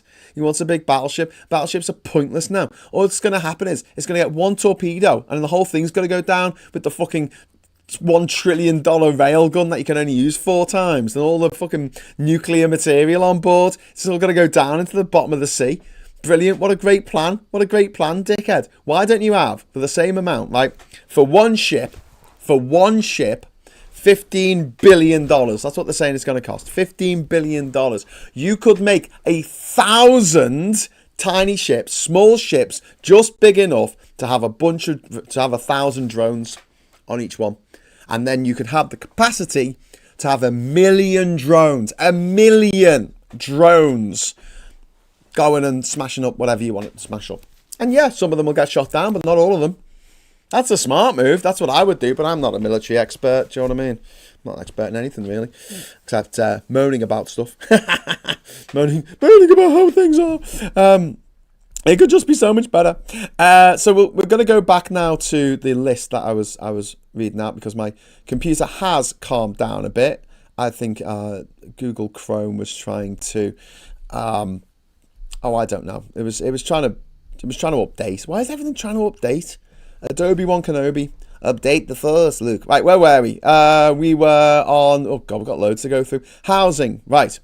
Transport. Fix 1 million potholes in a year. and the delivery of this has been uneven, but they're getting there, in progress. Railways back into public ownership. They're doing that. That is on track. It's all happening. It's on track. See what I did there? There were like, 27 train operating companies, and half of them are now nationalised, and the other half are going to be nationalised by 2027. So that's good as the contracts run out. Across energy environment, they were going to create Great British Energy, which is done. They are capitalising GB Energy with £8.3 billion, and that's in progress. We've got no new oil or gas licenses. That's on track, thank God. At least someone's doing something about the climate change disaster that we're all facing. Where are we with this? No new coal licenses. They're going to have an Energy Independence Act so that we could have sovereignty over our energy, and that's in progress. Sorry, it's wait and see at the moment. That's wait and see. They're going to ban trail hunting, which was said in their manifesto, and they're going to do it, so that's good.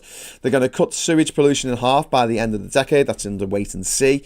New powers to prosecute water companies. That has been achieved, so hopefully we'll see some CEOs of water companies in jail at some point. Wouldn't that be a fine thing? Yes, it would be a fine thing. I think it would absolutely be a fine thing. It'd be a wonderful thing that we could all enjoy watching them squirm, because they're evil people who have far too much money for being evil. And we need to stop this whole thing of allowing people to get away with horrific stuff because they're a white-collar criminal rather than a blue-collar criminal.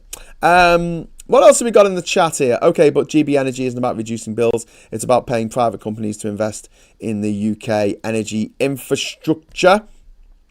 But yeah, we need that though.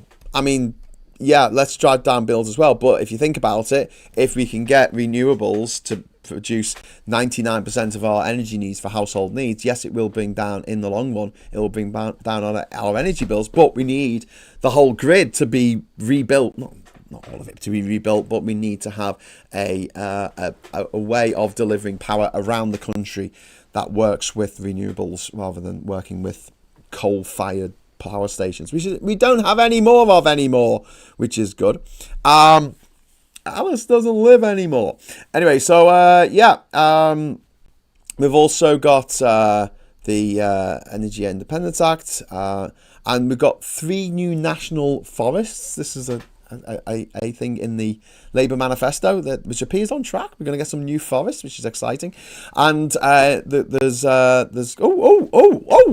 we just got a £20 super chat from Ivan, who's feeling very generous this morning. Thank you very much, Ivan. It's very kind of you.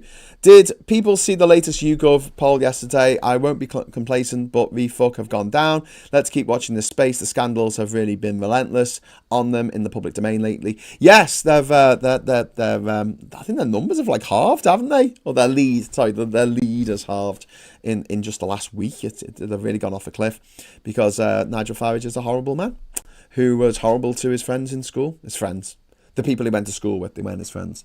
He doesn't have friends. He just has people that he uses for money.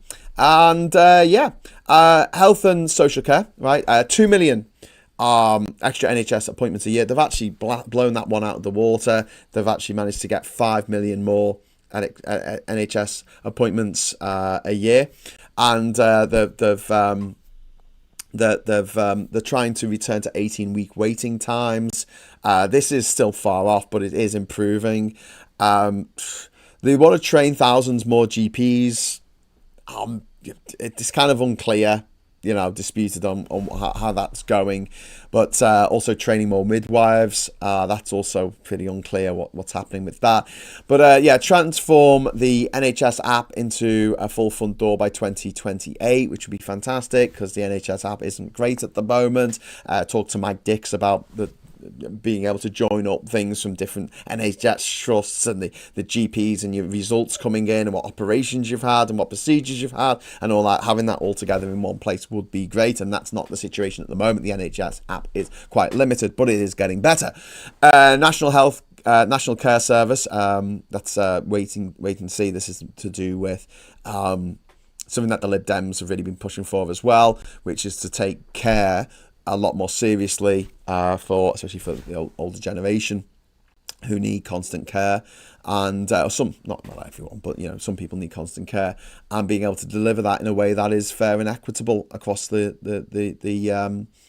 across the system. Because at the moment, it's like if you get dementia and you get put in a home, it's £2,000 a week. £2,000 a week.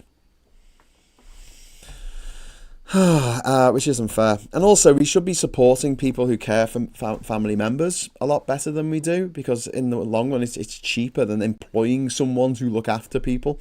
We should be definitely doing that and putting up carers allowance and things like that. You're in effect enough. Thank you very much for the £5 super chat. Refuck UK. No matter how much you paint and polish you use, a shiny turd is still a turd. It is absolutely a turd. It's pretty turd-tacular, the refuck fuckers. There's supervised toothbrushing for children in schools that's been achieved as well. With the National Care Service, by the way, there's no roadmap yet, so we're still waiting to see that. But there's another thing about having 700,000 extra dental appointments, which is still in progress, extra urgent dental appointments. Now, one of the things they've done recently is they said instead of getting your teeth checked every 6 months or every year, it should be every 2 years. And I know why they've done this. It's simply because there's such a wait to get urgent stuff done. But another point with that is these dentists, a lot of them do public and private dentistry, and the private dentistry gets priority every time. And so if you are on the NHS and you want to check up, you have to wait 4 months to get your teeth checked out. And if you are in pain, it can be very difficult. And I've got very good friends of mine who have ended up having to pay to get their teeth fixed because they're in so much pain. So that's something that I want to see. But apparently that's in progress. So education, 75% of school children to be school ready by age 5, which is this is a outcome based pledge. So there's going to be a long lag between being able to say that actually happened. We've also got free breakfast clubs in every primary school. That is going ahead as we speak. Recruiting 6,500 new teachers. You can recruit me if you like. You have to pay me loads of money. You could then ending the VAT exemption on private schools, which they've done. Hurrah! And limit. This is a good one as well that they've promised in the manifesto. Limiting branded school uniforms. When you can only buy your school uniforms for your kids from one place, and it's dead fucking expensive. Yeah. The Labour are clamping down on that, so you can buy it from different places. So there's some competition. So basically, it shouldn't cost as much because not one place is going to have the monopoly, which is not helpful. The Hillsborough law appears to be on track. It's not gone ahead yet. This is the law of Canada. I don't think it's been signed into law yet, but this is going to put the onus on people working for companies, people working for public bodies to tell the truth and to come forward when things are happening. And if they don't, they can be put in jail. If they have a duty of candor, they have a duty to tell the truth and not cover things up. If they cover things up, they go to jail. I'm hoping also that's going to get rid of this whole thing of like, if you're retired, you can't go to jail anymore, which is what's happened to all these bastards like David Duckenfield who caused Hillsborough to happen. None of them are going to jail because they're all retired. I mean, some are dead, but like obviously you can't do them. But the people who attack, so what?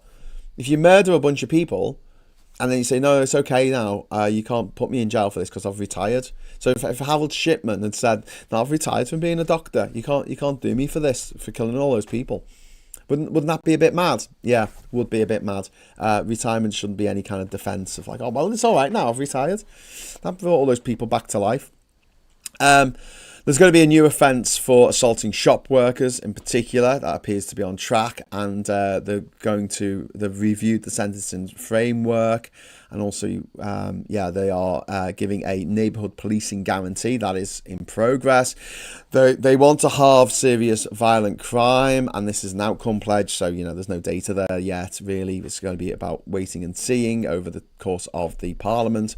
Is it going down? Well, it is actually. As I showed yesterday, I think when I was looking at the murder figures for England and Wales, they have gone down. It's the lowest. For the year up to 2024 was the lowest number of homicides per capita per decapita. See what I did there?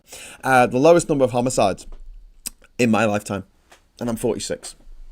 In my lifetime, the only year that it was lower was 1978. Well, the closest year to now that it was lower was 1978. Ivan, thank you very much for the £10 super chat. That's very kind of you. Don't get me started on the care sector. I think most people know here that I keep going through carers because they don't know how to talk to me as autistic and mentally ill person. Yeah, Ivan, it is difficult, and one of the issues that they've had with mental health really is because it is such a bespoke treatment. Imagine, like, people have a headache. 99% of people can take an Anadin and they'll be all right after taking an Anadin. But then you've got 1% of people who have migraines or have some serious, problems, maybe a brain tumour or something, and they need specialist support. But for the vast majority, there is a kind of generic one-size-fits-all solution to that particular problem, having a headache. But when it comes to mental health, everyone needs a bespoke solution to it. Everyone's different. And making people wait for months, even years, for a diagnosis means that there's a good chance that whatever mental health problem that they had in the past could have changed slightly. It could have got worse, could have got better, who knows? It could have changed from depression to something else. It could have changed from something else into depression. And the services that are there are limited in ways because the government over the years has not invested in mental health support, and we don't really have the right framework for dealing with this. You go to the doctors and you say I'm not feeling great, and the doctor does not have enough time to really drill down into why it is that you have a problem. I'll give you an example. There's different types of depression, but one of them is environmental depression, I think they call it. I don't know what the correct technical term is. But essentially, it's something bad has happened to you and you're sad. And I don't mean to sound pat when I say that, because I understand this is something that really does affect people really, really a lot. However, in those cases, it is not something that is chronic. It is something that will get better with time and with therapy, the correct therapy for that particular type of depression. Also, there's the fact that, humans should feel sad when horrible things happen, when bad things happen. It is the natural human response to bad things happening. That doesn't mean that it should be ignored, that we should say, oh, everyone's sad sometimes, because it's not being sad. Depression is not just, I'm a bit upset about these bad things that happen. It's, I can't get out of bed. I can't do any work. I can't leave the house. I can't get on with my life. But that is different from, I think it's called clinical depression, when it's literally, there's no reason for it. It's not because someone that you love has died, or because, sort of you lost your job or something. There's no real reason for it. It's just your brain one day goes, oh, fuck it. And that has to be treated in a different way. And everyone's different. And so what we need is not just an overhaul in the care sector, especially when it comes to mental health. We need a massive investment in people, in both people who are suffering with mental health issues, but also people who can help with those mental health issues. And I would like to see a mental health practitioner in every single GP practice, surgery across the country. And instead of going to the GP, if it's a mental health problem, because they can't just write you a script and tell you to fuck off, they can actually sit there with you for half an hour, maybe an hour, and talk through what's going on. And they can make an assessment off the back of that, instead of the ridiculous situation where we have now, where you get referral. It takes a long time, and then eventually you sit down in front of a webcam and you have a conversation and they diagnose you via the internet, which I don't think is optimal. Really, I don't think that's optimal, especially when you're dealing with mental health problems. Imagine having a mental health problem where you're not very good at executive functioning, and you're told that you've got to be at a certain place at a certain time to have a conversation about the problem that you're having, which is being able to remember to do stuff when you're meant to, like executive functioning. So, that's an issue as well. But yes, Chris says, that's my pet hate, hearing people dismiss mental health as everyone having a bad day. Just get on with it. Yeah, Chris, it's really unhelpful, isn't it? And it's generally from people who are not had mental health problems themselves, or don't know anyone who's had mental health problems, someone they love has had mental health problems. There's a distinct lack of empathy in certain people who are just like, oh, pull yourself up by your bootstraps, when they're talking about people in poverty. Oh, just, go for a walk, you'll feel better. I'm like, and the amount of shaming there is out there against mental health, it fucking does my head in. People who have a physical health problem, sciatica or something, they'll take medicine every day. Arthritis, they'll take medicine every day because of their arthritis, and no one shames them for it. No one says, oh, you shouldn't be taking that medicine every day, you should be just having a nice walk, that'll get rid of it. Have some fucking drink some juice or something. No one begrudges someone who's suffering from cancer from getting chemotherapy, radiotherapy. Well, I suppose the anti-vax lunatics do, but most people go, no, you need that thing. But when it comes to mental health, the idea that you might be on a particular drug for the rest of your life because that's it, just that's the way that you can get through the day. There's so much shaming in that. And so much like, oh no, you shouldn't be taking this stuff. It's bad for you. And it's like, is it though? Is it? If it's making me live my best life, how is it bad for me? I don't think there should be any kind of shame or any kind of like pressure put on people. But we do it. We do it to women when they're giving birth and don't have any pain killers. You got to give birth naturally. Fuck that shit. If it was men giving birth, they'd have all the painkillers they could get their hands on. They'd be down in bloody uppers, downers, poppers, everything. They could, they'd be on heroin. They'd be injecting bloody heroin. Going, I'm not having this coming out of me. I'm sober. Fuck that off. But we have this thing where now they're saying to women that they shouldn't even have a paracetamol when they're pregnant because it'll give the baby autism somehow through a magical means, magical thinking, shaming women into not having the medicine that they need. And saying, oh, you got to be natural. You got to fuck off being natural. Be flying planes and use mobile phones. It's not natural. Natural? Are you fucking kidding me? Talking to me about natural, sitting on your internet. Yeah, this is natural internet. We all pull a thing out of our heads and plug it into the big tree, and we all talk to each other. It's all nature, like in Avatar. No, it's fucking not. Hardly anything we do in human life is natural, and yet that suddenly becomes a big thing that we've got to regard. And people use the word natural to have a go at gay people, to have a go at lesbians, to have a go at trans people. They just piss off with your natural bullshit. And then they got, there's a thing about the pill. You got to take a week off each month from the pill. Why? Because the patriarchy said you got to have a period each month. It was to placate the Catholic Church, so they might come in on side of having contraception as a thing. They didn't want it. They still don't want it. So, okay, keep taking the pills all through. Don't take the placebos. Don't stop for a week. Just keep taking them. You won't have a period. Fucking great. You're less likely to get breast cancer or ovarian cancer if you just keep taking them. Your chances of other cancers might go up, but, you roll the dice, you take your chances. But the only reason why the pill, as opposed to the Implanon or Nexplanon implant, whatever it's called, which the implant you get in your arm, little bar that you get put into your arm, and that sits there, and you don't have a period. That's it. And then when you want to maybe have kids or whatever, get it taken out. Happy days. But why isn't the pill like that? Well, because of the patriarchy. Why isn't there a pill for men? Because of the patriarchy. Although I have to say, you're a woman.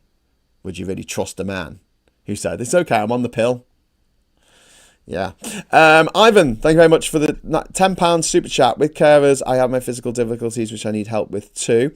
And they can do that. But with my autism and mental health, they don't know where to start. Yeah. Thanks for the super chat. And you're right. It's something that has been underfunded for years. We need a national strategy to help with this. And do you know what else, Ivan, I think helps? Is talking to other people who are in the same boat. Talking to people who are ADHD helps me get through my ADHD. And I'm sure having a community together of people who are going through similar things, and one of the things that I always feel like as humans is we just don't want to feel alone. Even if we're a bit of a Grinch and we don't like going out with people, we're a bit of an introvert, we still don't want to feel alone. We don't want to feel like we're the only one. And we're not, when it comes to mental health problems, there's a lot of people out there who are suffering from very similar things. And I think it's worth some kind of program to reach out to get these communities together, to work together and help each other out through people power, come up with solutions in the community that is affected by this stuff. Because a lot of medicine is obviously top down. It's all hierarchical, isn't it? It's very authoritarian. They say, okay, here's a medicine, here's a treatment. Go and get yourself some cognitive behavioural therapy. Take this Ritalin, take this. And I think that community-based solutions to things might be a complementary way of dealing with stuff, especially when it comes to mental health, because mental health isn't like you can test stuff on rats in a clinic, can you? You can't test cognitive behavioural therapy on rats in a clinic. In a lab. You can't do that. But so having these, who's come up with these ideas? Has it been a doctor who has worked with X many patients, but have the patients worked together? I don't know. I just think there are better ways of dealing with what is a crisis at the moment in our mental health in this country, an understandable crisis because we've been run by clowns for so long. I'd like some more, out of the box thinking. I was reluctant to take antidepressants as I've seen their effect they had on my mum. When she had a breakdown, again, she received no support from the NHS despite giving years of service to them. Yeah, Chris, and that's another thing. All drugs work differently on each person. So someone who can take a drug and they're fine and it actually works for them, it might not work for somebody else. It might actually do the opposite for somebody else, which is why titration is so important, why taking a little bit of something and seeing what the result is and seeing, does that work for you? And if the answer is no, then find something else. Instead of what we see at the moment, Chris, is when you go to the doctors, you say, I'm not feeling great. They give you a script and tell you to go to the chemist and get some pills. And for some people, those pills work great. For some people, they do the exact opposite. But what are you doing? You're sitting at home taking these pills that aren't fucking working. Your depression's not getting any better. And you're getting side effects now because no effects without side effects. And did you go back to the doctors to get more of this? That's not working. So yeah, more bespoke treatments for this kind of thing I think is really, really, really important. And we could also talk about trans healthcare as well as just the of the issues that we're facing. So yeah, I was just want to say that Kirsty's saying male contraceptive, a couple of bricks. Yeah. When I was 10, I had a nightmare about a giant boa constrictor in my grandparents' Indiana farmhouse, and my dad's health nut colleague saying it's okay because it's a natural snake. Yeah, as opposed to a robot snake. I don't know. And the problem with CBT on the NHS is you're lucky if you get it, and if you do, it's normally for a maximum of 6 half-hour sessions. Yeah. Again, it's not enough. It's not enough. Religions, they get you when you're vulnerable, either when young and before critical thinking is installed, or if you've recently had a very bad time, bereavement, stroke, job loss, door knocking, says Andy. Yeah. But my worry is that people who are religious, who turn away from religion, still have that religion gene and will then go for something else and go all in for Brexit or Trump or Corbyn or find something else to worship. I think some people just have a gene that makes them want to praise something. I wish it could just be nature. Respect for nature, because all things being equal, nature wants you dead. Anyway, so I was talking about crime and justice and Labour. There's a knife crime mandatory intervention, which they talked about in their manifesto, but that's not really been done yet, so that's kind of unclear. Recognising the state of Palestine, which they did. Restoring aid spending to 0.7% of GDP when possible. This is off track completely at the moment, and in fact, it looks like we're giving less money than ever in foreign aid, which isn't great. Strategic defence review, that's actually been done, and spending 2.5% of GDP on defence, that has also been done. Vote at 16 for the democracy and governance, that's going to come in next year. Remove hereditary peers, that appears to be on track. Mandatory retirement age for the Lords, that appears to be on track as well. And ethics and integrity commission, that also appears on track. And fix ID, voter ID inconsistency. So they're not getting rid of voter ID, which I think is a shame. I think they should get rid of it. I think it's a nonsense. But they are making it so that if you have an Oyster card and you're a kid, you can use that as ID, because older people can use an Oyster card as a kid. Older people can use Oyster cards, but young people can't. That was a bit of a weird one. So get rid of those inconsistencies. As far as the culture and equality, this of interest to trans people watching this, the trans inclusive ban on conversion practices, this is apparently in progress. It's been really slow. It's been closely watched. I mean, it needs to go through, because obviously there was a ban on conversion under the Tories, but they took out the trans conversion therapy, which is torture. They took it out. So hopefully Labour will sort that out. They also said they were going to reform the gender recognition law, which at the time, in reading that in the manifesto, it's kind of like, oh, good, make it better, make it more helpful for trans people. But now I'm thinking, actually, anyway, the Race Equality Act is in progress. The Football Governance Regulator has been achieved, and the ticket sale protections on gigs is in progress. So, overall, we have, let's have a look. We've got 18 of the 86 things in the manifesto achieved. Appears on track, 17. In progress, 21. Wait and see, we've got 17, and for appears off track, we've got 5, but for not kept or unclear and disputed, we've got 8 altogether. So let's say there's 13 things that are either off track, not kept, which is 3, by the way, there's just 3 that are definitely not kept, and which are unclear or disputed. Out of 86 commitments, and only 13 of them not appearing to actually be done. Again, go back to what Uncle Phil says. So, if the government does 80% of what I want them to, and that's 80% more than I'm ever going to get with the Tories or refuck. This is not a party political broadcast on behalf of the Labour Party by any stretch of the imagination.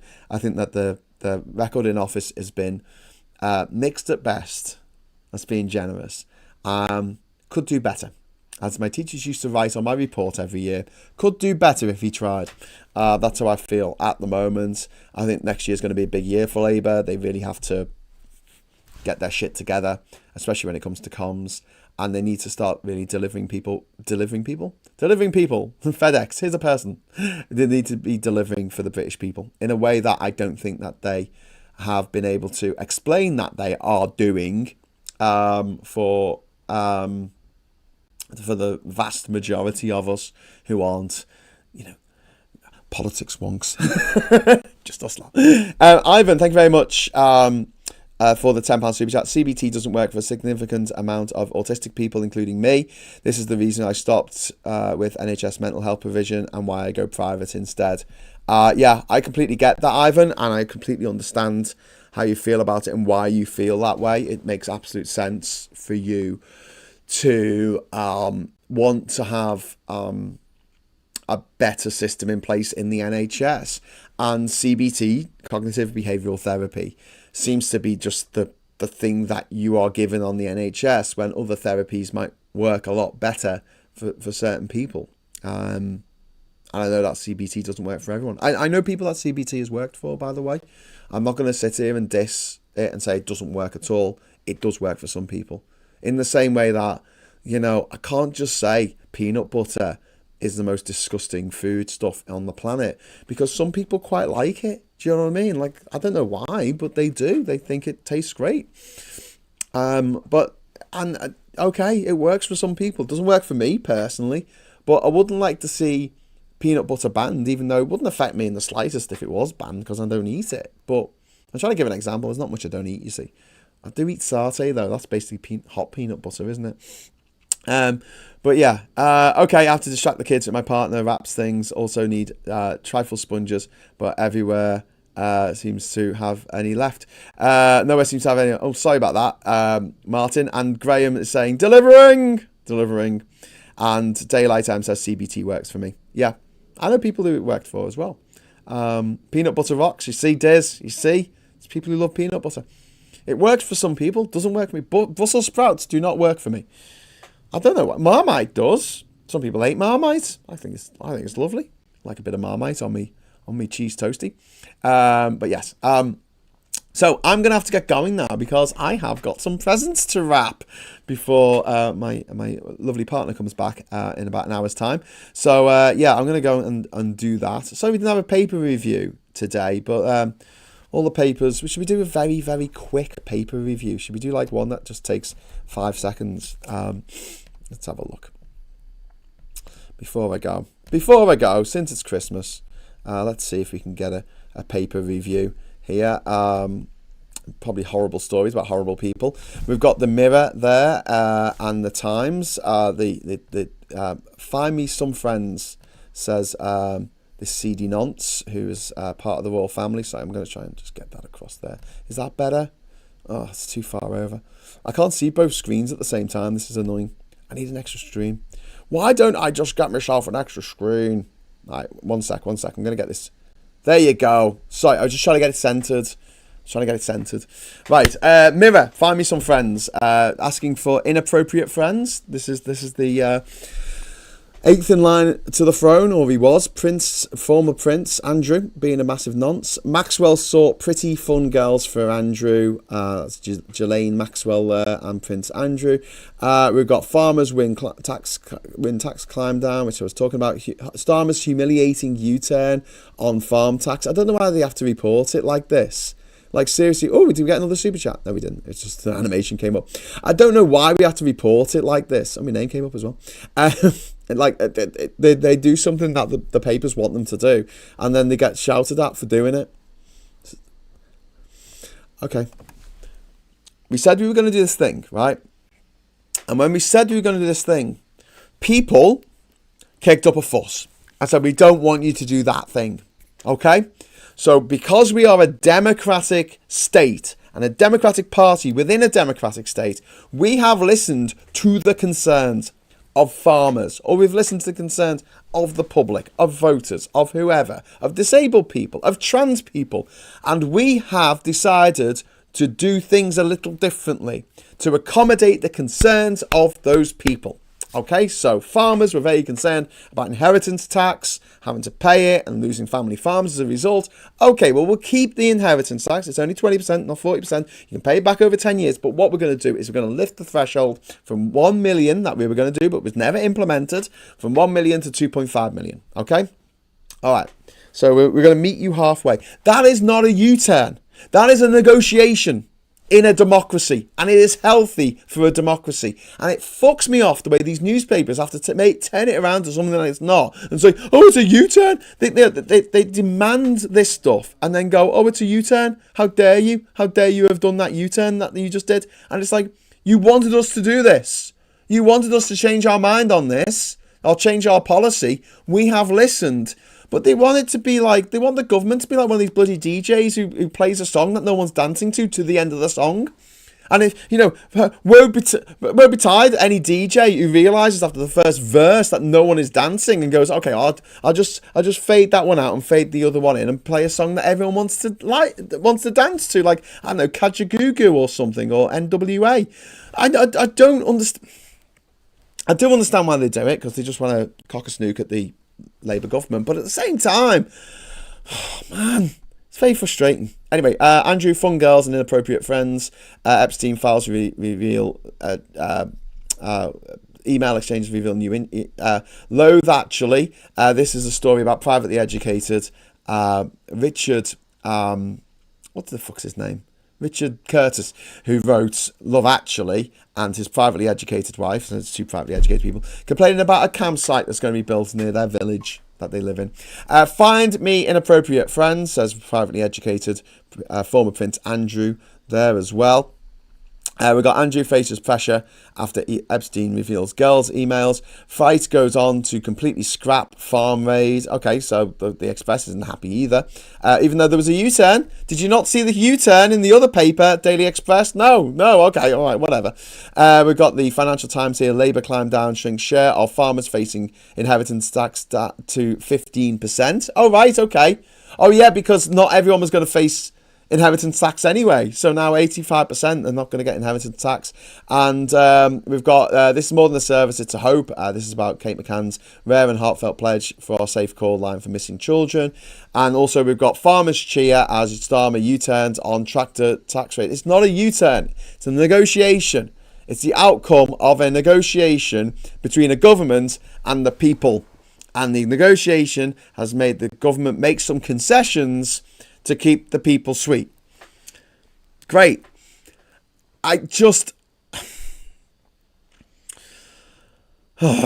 Inappropriate friends, what the fuck, says Paulie Donkey. Well, he meant underage girls. That's what he meant, because the guy's a fucking paedophile. The guy's a massive nonce. And it could be on purpose to play the media and opponents. Indeed. Happy Christmas, everyone. I must go now because I have further Christmas preparations to do. Well, Ivan, so have I, my friend. And so I'm going to piss off now. I'm not doing a show tonight because I'm going to be out and about. Maybe I might do a show from on my phone from Lark Lane. What could possibly go wrong? If you are out in Liverpool tonight, if you are in the Lark Lane area, have a look out for me. I won't be wearing this hat, it's too cold. I'll be wearing me other hat. Yeah, I'll be out and about. And if you want to come over and say hi, you're very welcome to do so. And George Dawes only there. Thank you very much for the £2 super chat. Number one understands that democracy equals mutual compromise. Yeah, George Dawes, you're absolutely right. And this is, I'm glad that it goes down this way. I'm glad that Labour didn't force through the changes to PIP benefits because the backbenchers said, no, we're not going to stand for this. You should be celebrating this, a celebration of democracy. Unlike the Tory party, who were told in no uncertain terms that we didn't want a no-deal Brexit, we were powering through with the closest thing that they could possibly get to a no-deal Brexit. Even though it's not what the people wanted, it's not what their MPs wanted, so they sacked the fucking MPs in their own party who wanted it. Well, they suspended the whip, so they were still MPs, but they weren't part of that anymore. Anyway, so thanks very much. And I realise we've had another 10 super chats. So confetti! That's some more confetti. Thanks very much for that. And I'm gonna piss off now. So I will see you tomorrow. I'm thinking of doing a very special Christmas Day episode of Morning Brew. We're going to Christmas Brew tomorrow. I'll have to see what's happening because obviously Christmas Day I'm in Liverpool at my parents' place, and there might be things going on. So I don't know if I'll be able to get away with it. But if I can, I will try and do a show either tomorrow morning at my normal time, or might do one in the evening. So do me a massive favour before you go. Give us a like, and once you've given us a like, if you're not already subscribed to the channel, please subscribe to the channel and hit the bell notification icon, and that'll tell you when we're going live tomorrow on Christmas Day for a special Christmas brew that I hope you can join me for. I might change my hat to a Santa hat, I don't know, who knows. I'll still be wearing a hat though, gotta wear a hat. And Blue Badger says, I'm annoyed the MOD hasn't given the government a list of everything getting replaced and created a massive donation to Ukraine. If we sped up military rearmament, which is needed, it could up the economy. Yeah, I mean, there's a lot of things that they can do, but what this U-turn shows, and what the U-turn on PIP and the U-turn on other things that Labour has gone for, I don't think the U-turn, I see them as negotiations. What they do show is our democracy, as shonky and ridiculous and arcane as it is okay. It's not brilliant, but it's not terrible either. And we have a government now who unlike the previous government, does actually listen to us. It listens to the farmers. It listens to disabled people. It listens to its own MPs, because we hassle our MPs to such an extent that they go, okay, well, I'll try and do something about this. And we're very good at doing that, because we write to our MPs. A lot of us know our MPs because they're Labour MPs, or they might be Lib Dems, or they might be Greens. Someone on the left will actually listen to your problems and say, we need to get this sorted. And you can put those ideas through to Parliament. You can get them, as Ivan Ambrose showed, where now the government has got a mandate for looking after people who are taking into account the needs of autistic people during the next pandemic. Ivan did that. I'm so, I know Ivan's gone, but I'm very, very proud of Ivan for doing that. It's absolutely brilliant. And it does show that we do have a shonky democracy, but we do have a say. We are not powerless, especially when the Labour Party is in power. We can nudge them in the right direction, and we have to keep doing that. Don't give up. Don't think, oh, I'm going to wait till, the next lot get in 2029. Get in touch with your MPs. Make sure, or your MP, I guess you only get one. Get in touch with your MP. Talk to them about what needs to be done, and what and if enough of us do it, and these MPs talk, they all talk in Parliament. They're in the bar, subsidised beer, going, having a drink, and they'll talk about the stuff that has been brought to them by their constituents. And if they've got someone else in another constituency who's had the same thing brought to them, and there's another one, the idea gets pushed around Parliament, and we can nudge this government in the right direction. And that's why I'd like this government to, succeed. I'm wanting them to succeed. But they've got a long way to go at the moment. I'm just hoping that 2026 is the year that they book their ideas up and start making us feel like they're actually making Britain a better place to live in. Paulie Donkey, thank you very much for the 2 £1 super chats. Thank you very much. That's very kind of you. And a little upside down smiley face. Hello. My wife started talking at me, so I'm catching up again. If you're off, I want to say thanks for keeping us company over the last few years, and I hope for a few good more with you all. Yes, thank you. That's so nice. Thank you. If you're not wearing the hat, give us a venue clue. I don't know, Martin. I will be on Lark Lane. I don't know where on Lark Lane just yet. I'm going to be with a bunch of people. It's going to be wherever they want to go, and it will depend on stuff like how loud somewhere is, how well lit it is. If it's too loud, if there's too many people, if it's really badly lit, Kat can't communicate because she's got to read lips, and it's very difficult when there's a lot of music and it's very dark. So we'll have to find somewhere when we get there. But we'll be around. We'll be around there for a few hours. So I'm sure you'll find us. I'm not going to hide away in a corner, promise. So yeah, I'm going to leave it at that. Thank you so much for watching. Have a great Christmas whenever Christmas rolls around for you in your particular time zones. It's already Christmas in Christmas Island. In Kiribati, not the Christmas Island in the Indian Ocean, that's a different one. Christmas Island in the Pacific. It is already Christmas there, so that's quite cool, isn't it? So as the day goes on, we'll get more and more Christmassy with Australia, New Zealand, Hong Kong all coming into Christmas. Japan, not that do they eat KFC? Is that trivia question you always get? Where is it that they eat KFC at Christmas? And the answer is Japan. But yeah, I hope they enjoy their KFC. I hope if you're in Japan, you enjoy your KFC. And all the way across the world as Santa goes around dropping off presents to everyone, I hope you get something nice.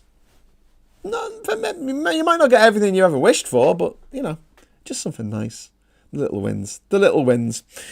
The stocking fillers in life. They're there, to spread joy. Anyway, so I hope you have a smashing Christmas Eve. Hope you have a good night tonight. And God willing, I will see you tomorrow morning. Santa willing. Santa willing, I will see you tomorrow morning at possibly at 9 o'clock. But please subscribe to the channel and hit the bell notification icon so we can actually make sure that happens. And until I see you again, thank you so much for watching. And I just realised I have to do something before I do this. There you go. Otherwise, it will go horribly wrong. And enjoy my little outro here for Christmas. I made it all green. Green's a bit of a Christmas colour, isn't it? I don't know. Until next time, thanks for watching. Hello, good evening, welcome, and goodbye.